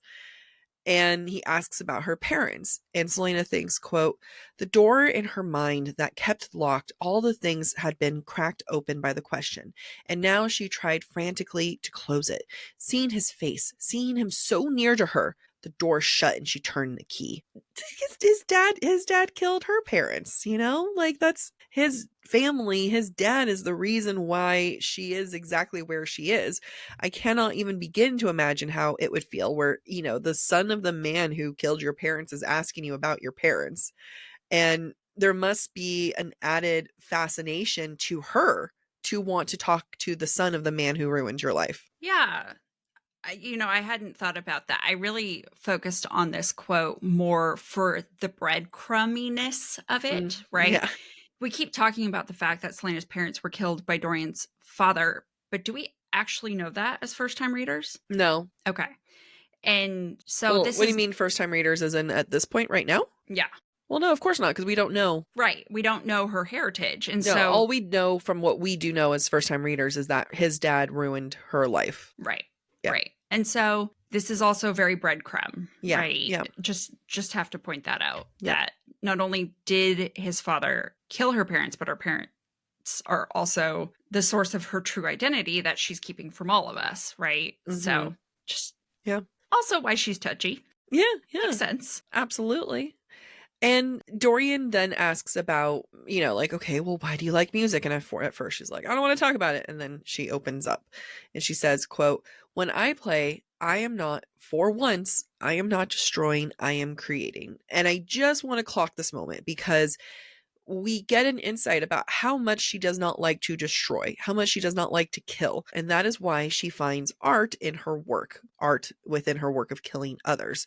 And she even says that she wants to be a healer. Like, she does not want to hurt people. It is really, really tragic. And it's a moment where we're supposed to really develop empathy for Selena because her life's circumstances took her deepest desire to be a healer and gave her the circumstances that are the exact opposite, where she had to learn to kill. And it shows. It's hard.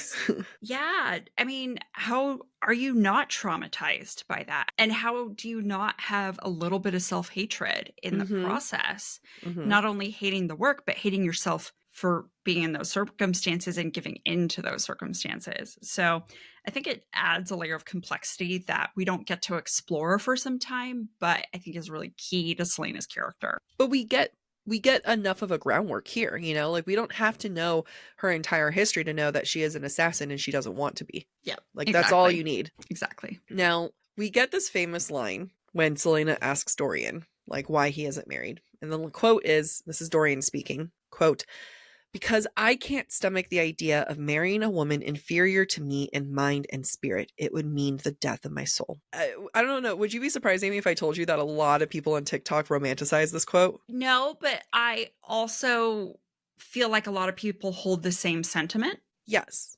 Women should have that same sentiment. Women should 100% have that same sentiment. Towards the men or women. Yeah, yes. exactly. A man who has every single privilege in the world, who's never had to try for a damn fucking thing in his life.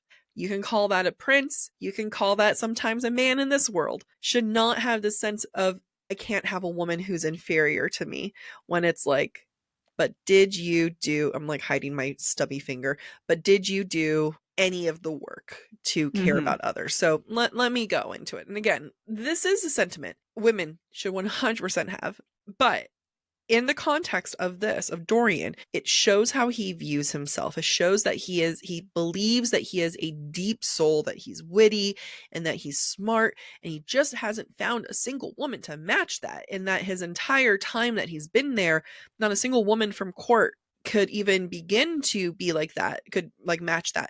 Now, why does this not work for me? Why is this a quote? He doesn't get to have this moment because we've seen him time and time again use women. We know that he has slept with women and then ditched them because he finds them boring.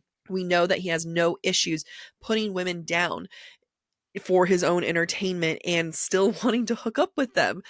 You don't get to say that women are inferior to you when you do not give women a chance or you do not respect women. He has not once showed respect to women in his circle. I completely agree with you. And what I'm about to say is not me trying to give Dorian the benefit of the doubt, but maybe trying to explain why his point of view is so limited. Well, yeah, I agree. And before you go into that, I just want to like reiterate, he's inferior to Selena.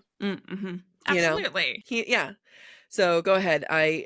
Yes, he is absolutely limited in his point of view. So let's continue to examine. Dorian is a performer in the court of his parents, specifically his mother. And he has become bored of his role as performer. Fine. Makes sense. He is unable to recognize that everybody else is also performing. And even if he does recognize it, he's not willing to put in the work to dig deep, to unveil someone from their mask, to find if they are worth his time. Yeah. Because ultimately, he is outwardly just as shallow as he claims that everybody else is. Yep. He doesn't even talk to Selena up until this point. Every time he's gone to talk to her, he's been jealous. He's been confronted by his mom. It has been through selfish motivations, not actually wanting to get to know her. And she has to call him out, too, at one point for being like, you don't even really talk to me. Yes. And Selena and Dorian have this kind of heated exchange / almost an argument. And Selena says, quote, what's the point in having a mind if you don't use it to make judgments? What's the point of having a heart if you don't use it to spare others from your harsh judgments of your mind? Oh, well said, Your Highness. He stared at her sullenly. Oh, come now, I didn't wound you that severely. You attempted to ruin my dreams and ideals. I get that enough from my mother as it is. You're just being cruel. I'm being practical. There is a difference. Both are super high-handed here. Both of them are wrong. You know what I mean? Like both of them are kind of being an asshole. I'll support women's wrongs before this, but support women's wrongs, women's rights. And like both are being like very high-handed and everything, but I just think it's hilarious though. I'm scrolling back up to this where if you don't she says, what's the point if you don't make judgments? And what's the point of having a heart if you don't use it to spare others from your harsh judgments? He has done nothing but judge the women around them.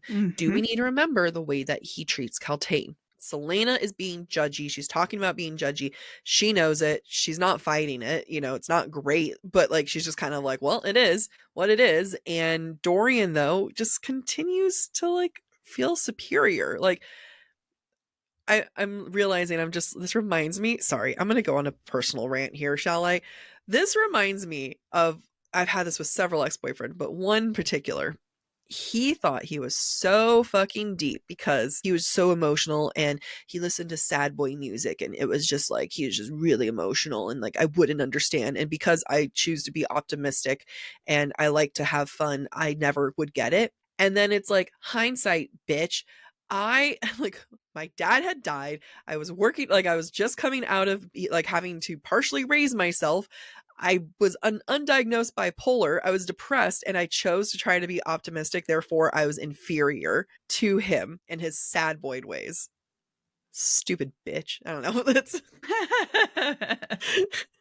now I have the vocabulary and therapy to talk through that with him. Anyway, I have a question for you, Amy. Could you guess which ex-boyfriend that was? Have I told you that one? Yeah, I'm sure I have. Out of all the ex, it was. Good job. Ding, ding, ding. Here's my question to you. Does Celaena believe everything that she's saying right now? This, because it does almost feel a little separate from what we would believe from her.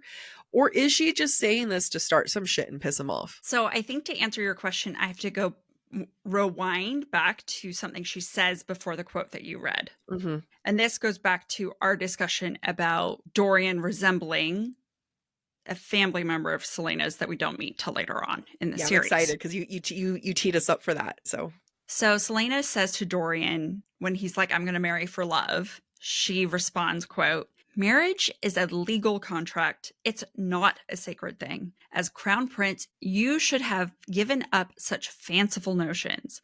What if you're ordered to marry for the sake of alliance? Would you start a war because of your romantic ideals? You're mocking me. You're laughing in my face. You deserve to be laughed at for such foolish thoughts.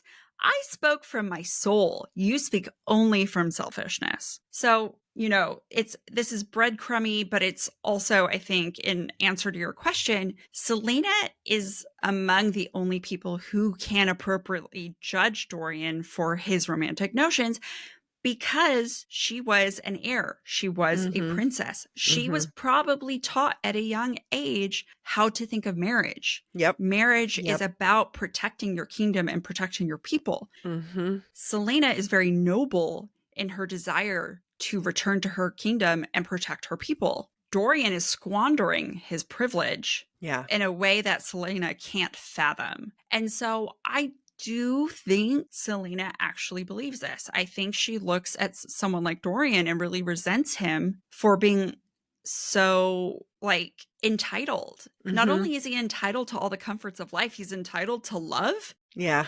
That's such a hard thing to have, A, and B, no. Well, I mean, you of course, have a kingdom to protect. Yeah, but it's also like, well, of course you get that entitlement because your dad conquered everyone else. Yeah. Now, of course, you get to choose because you don't have to worry about anything. Yep. Exactly. And so I understand Celaena's point of view that Dorian's being selfish.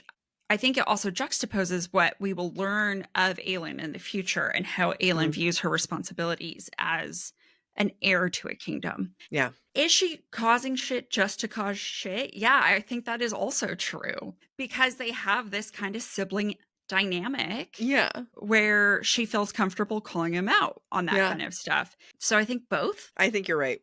Thanks. Yeah, good job.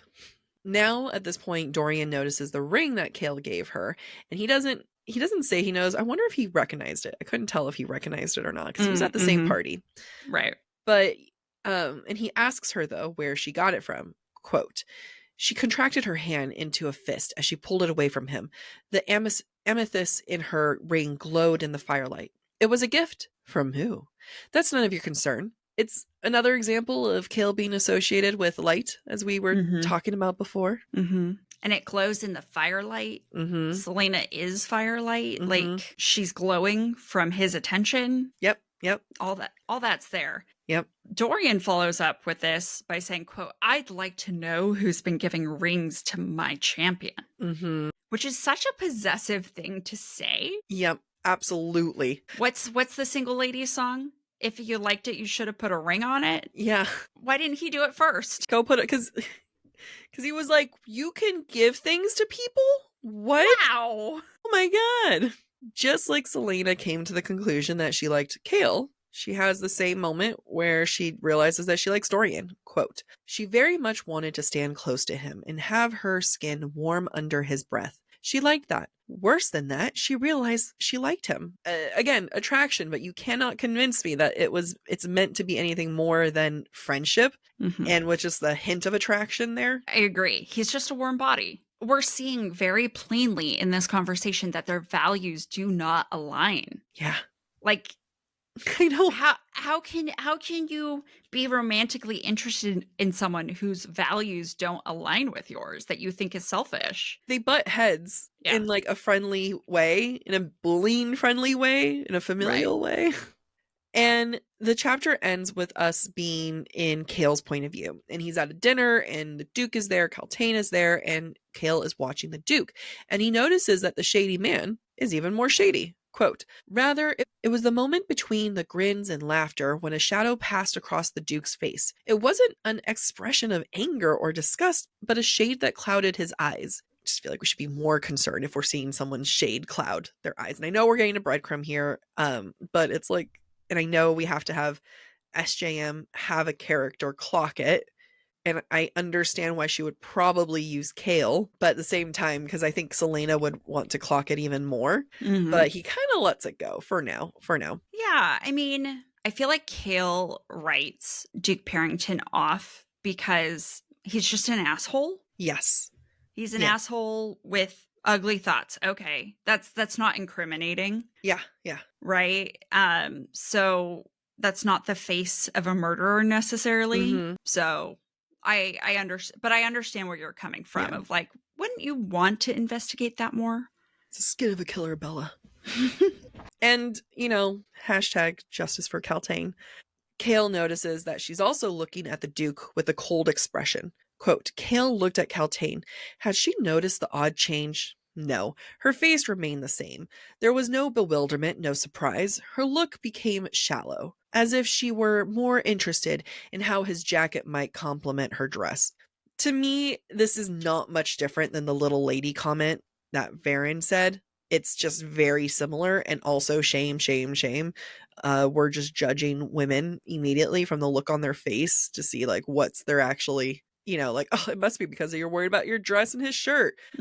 Jerk. She's not, and then we know for a fact she's not having vapid thoughts, Yeah. And finally, we are in chapter 31, and after getting a message from Elena, and Selena was like super sassy to a ghost, which is like hilarious because Elena shows up at the end of her bed and Selena's like, you're gonna do anything more than just give me some random clues, or you're gonna actually help me? And then Elena was like, fine, calm down, look to your right. It's like, fine, all right. So Selena then goes into her poisons test, and at this point they have to guess which goblet is poisonous and which one is safe. Quote, she shifted her face away from the table and sniffed the air, hoping to clear her nostrils. When trying perfumes, people sometimes lose their sense of smell after sniffing too many, which was why perfumers usually kept something on site to help clear the scent from the nose. Now, I think it's meaningful that Selena's comparing this process to perfumes. We have that combination of the feminine mixed with the violence, but I also think it reminds me of her comparison a few chapters ago of her training of being an assassin to her training as to someone else's training of being a sex worker. So a sex worker might have trained with perfumes, knowing what's the right kind of smell that they should go for, while she trained with poisons. I think that's an excellent point. Thank you. Another champion, Peller, helps Selena with the poison challenge, and it's because Cain harassed him too. Quote, and because when she'd been in Endovier, the allies she'd made hadn't been the darlings of the overseers, but the ones the overseers had hated most. The outsiders looked out for each other. Selena continues to identify herself as other, and I get it. Like, she is other. She is part Fae. I kind of have this like a feeling when it comes to this concept of otherness that for me personally, I definitely grew up feeling definitely different. And then I felt a sense of freedom being like, actually, what I feel is extremely normal. Y'all are weird. And I just like leaned into it. And then I realized, oh, wow, I've never had an original thought in my life. Actually, like everyone is just as like oddball as I am. And then it's actually not that all odd. So I kind of have this like, whenever people are just like, we're different. I'm like, we're all different. Calm down. But like, I get what Selena's doing here. Fight the bullies. Yeah, I think, yes, I agree with you. I think there's some complexity to what Selena thinks Yeah. because her otherness is not necessarily the kind of otherness, someone who's racially discriminated against Exactly. might feel in our Yes. world. Yes. So what is this otherness that Selena feels? Because really, at the end of the day, she's a blonde white woman who's a princess and has powers. Oh Right. no, poor you. Right. So what is this otherness? And, for all her pride, I think Selena / Aelin ultimately feels like the underdog because there will forever be something about herself she has to hide in order to keep herself safe. Right. Mm-hmm, mm-hmm. And that is something that I think people of any background can empathize with, that you're hiding something about you makes you unsafe in your society. And so it is best to hide it. Yeah. So that maybe is the other. I also think it's this feeling of being the underdog, right? She has to hide in a human form when she's Fae. Yeah. She was a child who should have died when she fell into a river, but instead was taken advantage of. Yep. She's a princess whose parents were killed and a kingdom was torn from her. She is 100% an underdog. She is an underdog through and through. Right. And, I think that by calling her an underdog, that does not necessarily mean she views herself as a victim. She has moments maybe where she views herself as a victim, but that's not the underlying thread of her feelings and thoughts about herself. She puts in the effort to train. She puts in the effort to rise above her circumstances. And so it is this really complex mindset that I think she finds herself in. Yes. And that we have to explore throughout the series. Agreed. Keep going, but then I want to kind of come back to this because I want to read you the dedication that Yaros did for Onyx Storm. Okay. Well, your point is the next one. Bullshit. Okay. Selena then wins. Thanks to Peller's help, and she thinks, quote, so she cheated a little, but she won. She could handle sharing the victory with an ally. I think this is meant to show us that she's not completely prideful and that she is willing to share the attention so long as it's with someone that she deems an ally, although it's not deems like they're literally an ally. It's not like she can deem Cain to be an ally and suddenly he is. And at first I was like, does this bug me? But as we're talking more about this whole underdog thing, I'm like, no, like, is Selena other? Is she one of the uncool, like the loser crowd? The ones who get picked on by everyone else? No. Is she an underdog? Yes. Yeah, and I think what we're seeing is the mentality of an underdog. You take advantage of whatever situation or circumstance give you, right? The win, she feels like, is her due. And that's why the pride doesn't get in the way. She sacrificed so many wins up until this point. She was deprived of those wins because of Kale's instructions. She's owed this win. Yeah. And I don't find issue with it because I think it's in line with how she views her life in general. Yeah. I coming into the whole like underdog thing makes me feel like much more aligned with it. Sometimes I feel like authors write, I'm writing a perspective, someone who's on the outsider, wow, you guys can all understand what it's like to be picked on. And maybe people can't. I was horrifically bullied in high school. I had to change my phone number. Like it was bad. And in college, it like chilled the fuck out because I was like, oh, I don't have to deal with these stupid people. But I think that what gets me frustrated is when authors write this, like, they're bullied too. But what you're doing is you're writing the main character too. They end up being the cool crowd. All right, I'm reading this. She's reaching for her shelf high above her. Reach. Reach. I'm reaching. Oh, I'm reaching for 2 books. I've got 2. Okay. I reached too close to the sun. Okay, so this is because I just started Onyx Storm, and this is where my frustration comes in.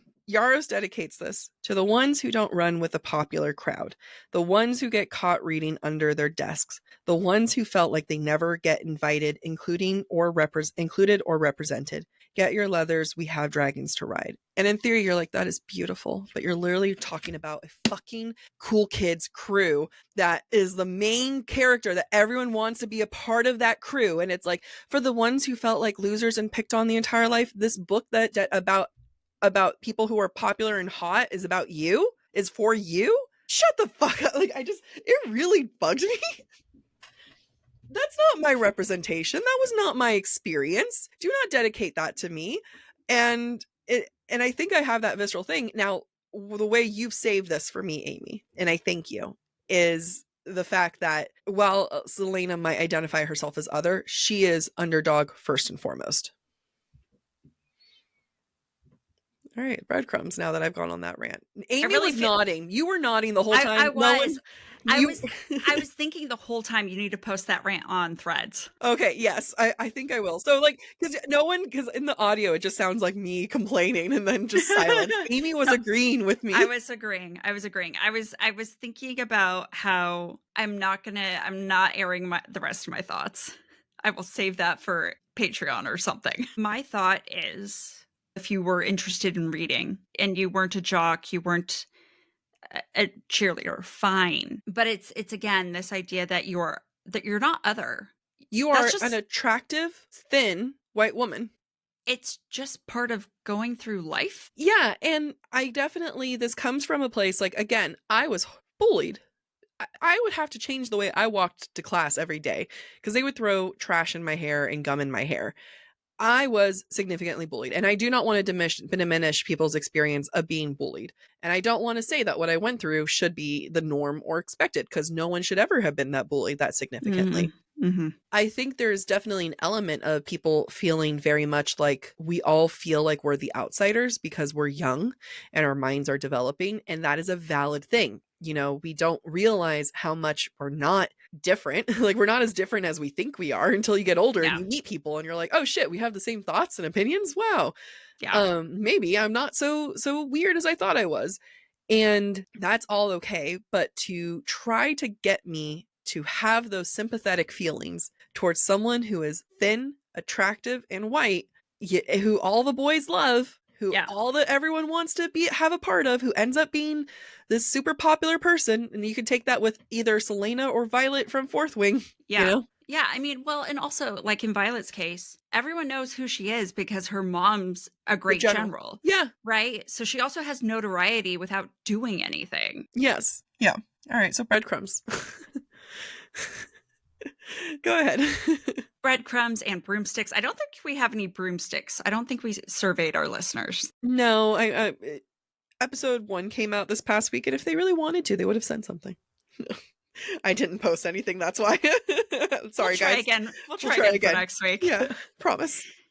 In chapter 27, while outside in the courtyard, quote, Selena stared at the ebony clock tower. It grew darker and darker, as if it somehow absorbed the sun's dying rays. Just like the Asteri in Crescent City absorbed the power of first light, this source of power that the Valg have tried to contain absorbs the sun. Also in chapter 27, quote, Kane's tan face twisted in a sneer. Somehow he'd gotten bigger, or maybe her eyes were playing tricks on her. It's likely the effect of the ring / dark powers that are controlling him. While Selena's trying to get some aggression out, quote, Selena grunted, throwing punch after punch, left, right, left, right, on and on, as if she had something burning inside of her that she couldn't quite get out.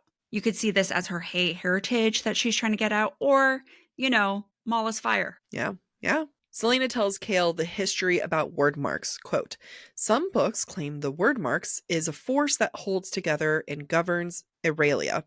And not just Aurelia, countless other worlds too. Huge breadcrumb here. We know that they're going to be in Crescent City, and we know that they're in Akatar, although we don't really see them used in Akatar, so TBR.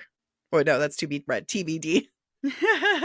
Continuing Selena's and Kale's conversation about word marks, quote, some theories suggest the mother goddess is just a spirit from one of those other worlds, and that she strayed through something called a word gate. We know the mother is in Akatar and has been an active participant in those characters' roles, like Nesta keeping some of her power, But also, this concept of straying into other worlds sounds a lot like the gods Selena/Aelin will eventually banish from her world. Also sounds like Amryn and Akatar and a bunch of other things. We get some straight up Crescent City teasers here too, which I absolutely love that she went back and pulled some from here. Quote, there's an idea that before the goddess arrived, there was life, an ancient civilization, but somehow they disappeared, perhaps through that word gate thing. Ruins exist, ruins too old to be fae making. It's similar to the Parthos in Crescent City, and we do know that there was an Exodus too. Mm-hmm. Oh yeah, that's right. Yeah. That's where they all came from. Yeah. And then the Rune Mountains. Sorry, before we forget, Rune Mountains. Well, no, I mean, yeah. But there's also something to suggest the Exodus from Aelin's world is also after Aelin exists, because how else does Lydia have Aelin's the ring? Because there's 2 rings. No. Also, don't forget the Rune Mountains. There were Rune Mountains. Rune Mountains, Rune. But also the question, it begs the question, did SJM forget? Did SJM forget she used the name Rune? Or was she like, I just really like the meaning of that name, so I'm just going to take it? I think that one. Yeah. Also in chapter 27, quote, things could come through from the other side and slither into Aurelia, talking about word gates. It was due to this that many of the strange and fell creatures of Aurelia existed. The same could be said of the Bogey, the Weaver, and other dark creatures in Akatar, and foreshadows the connection of the spiders we learn about in Tower of Dawn. In chapter 28, when Dorian reflects on Selena while they were playing pool, he thinks, quote, she understood him when he spoke of history or politics, though she claimed to loathe the subject. I don't know, maybe because like history and politics is her past life. Yeah, and she can't really necessarily reveal how much she knows. Yeah, she's like, hey, I happen to know everything about that because I am a princess and my history is history. In chapter 30, Selena, when explaining why she likes music, quote, I like music because when I hear it, I lose myself within myself. Or she loses Selena inside Aelin. Dun, dun, dun. Yep. Still in chapter 30, Dorian says to Selena, your eyes are very strange. I never seen any with such a bright ring of gold. Every time SJM calls out Selena's eyes, she's trying to signal Venus. There's Venus inside her. And last but not least, Kale, when observing Parrington at dinner, quote, Parrington's eyes fell upon the black ring on his left hand and darkened, as if his pupils had expanded to encompass all of the eye. This is the second person we've seen wearing a black ring, and it's something we should be paying attention to because both Parrington and Kane are being controlled. Mm-hmm. Amy! Yes. Thank you. I have a question for you. Mm-hmm. Is Selena able to decipher her own emotions and feelings toward Kale and Dorian, and to what extent do the threats surrounding her muddy the water? So I know we've talked a lot about this, but in summary, I think Selena's aware of her liking Kale, but she's not really able to parse out the layers of complicated feelings underneath liking him and respecting him. And so, as we've said, it's easier to displace that feeling of liking him onto Dorian because Dorian is much easier to understand and, quite frankly, easier to fight with. Yeah. And it is also true that she's afraid. She's alone and she doesn't want to be alone. And I think that drives her towards interpreting everything she's feeling as romantic interest in both of these men, when really it might just be platonic. Yeah. I think we also have to add another added layer that how much does moving on romantically leave Sam behind and / or feeling like she's betraying him? And the moment you're willing to go on into the next chapter of life, and I know this because my mom is a widow. My dad died when I was 12, and I saw her process of going back into her dating life and eventually getting married. And there's that added layer of like, so I've moved on. That's just what I like. So now you're gone. Like, do I love you any less? How am I supposed to love someone again, where does this go into? So I know widows have a very hard time of that. Widowers have a very hard time of that. And, Celaena has lost so much, right? She's lost her family, and then she lost Sam. Mm-hmm. Opening herself up anymore is just opening herself up to lose more people. And it's so much easier if she were to shallowly open up to Dorian, because, well, that's the son of her enemy, and, well, she's not really opening up to him. I mean, she is, but not really. Right. And she's never really going to fall in love with him because it's probably impossible. Yeah, I think she knows that they butt heads. Like, every single time they get together, they kind of argue, like it's a little bit different versus Kale. You're starting to get actual emotions there. Now, how much of those emotions are, father replacement, and how much of those are other emotions happening? But I think what I love in seeing here, and I'm going to have this question, I'm going to just preface this. There's spoilers in this section. I want it because I want to have an open conversation. And if you haven't read beyond the first 3 books, goodbye. Love you. Come back next week. But when you think about Rowan and you think about who she ends up with, you can kind of see the way that you would with anyone when you're like kind of going through your exes and you're looking for a partner. You're picking and choosing the parts that you don't like. Kale pushes her. Kale really pushes her physically. And she likes that. Like, she responds to it. And there's a reason why she ends up going with Kale, who ends up being a pre-Rowan. In many ways. And that makes versus she would never have gone with Dorian. Right. Because in what world is that a pre-Rowan? Right. No, completely accurate. Actually, we recently received an email from one of our listeners about the parallels between Kale and Rowan and their first meeting with Celaena. So we'll have to read that in a mini episode sometime soon. Yeah. So I think that when you have the context of everything, it was never going to be Dorian. Yeah, I agree. All right, let's wrap this up. Let me itch my ears because they've been itchy for a while. You look so funny scratching them. Okay. I felt like a dog for a second there. Thank you for listening to this week's episode of Book Talk for Book Talk with Jac and Amy. Next week, we'll be exploring chapters 32 through 36 of Throne of Glass. We encourage you to rate and subscribe to our show on your preferred podcast listening platform. We would also love to hear your thoughts based on today's conversation. You can submit your comments to our forum at booktalkforbooktalk.com for a chance to have your feedback discussed during a future mini episode or a Patreon exclusive episode. If you're enjoying the podcast, please visit our website, booktalkforbooktalk.com, to view our latest merch and learn about supporting the show through Patreon or Venmo.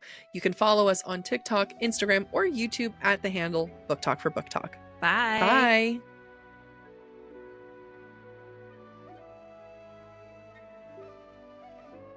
I hit record so that people can see us putting our lipstick on, so they can see what we do for them. How much effort we put into every recording. Remember the days when we didn't put on makeup to record?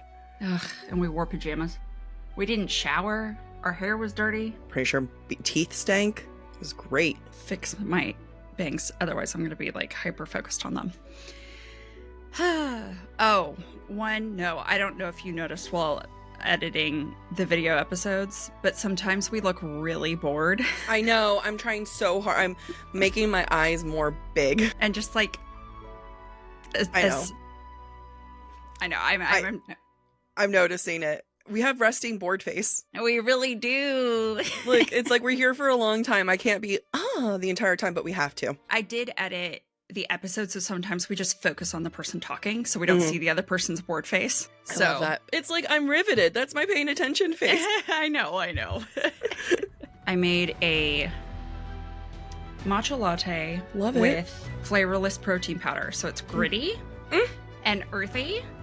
I don't know how I feel. I don't, but I can tell you, I'm not a fan of already. You're describing it as gritty and earthy. But it's 20 grams of protein. That's nice. So. I mean, it's like, the thing is, you can find plenty of things that are 20 grams of protein, but you gotta watch for your sensitivities, because you're a sensitive tummy girl. Right. Yes? No, I didn't say. All right. Sorry, because I can't see you. I'm going off of breath. Sorry, I was just probably breathing heavily. You can't breathe. You don't get to breathe. No.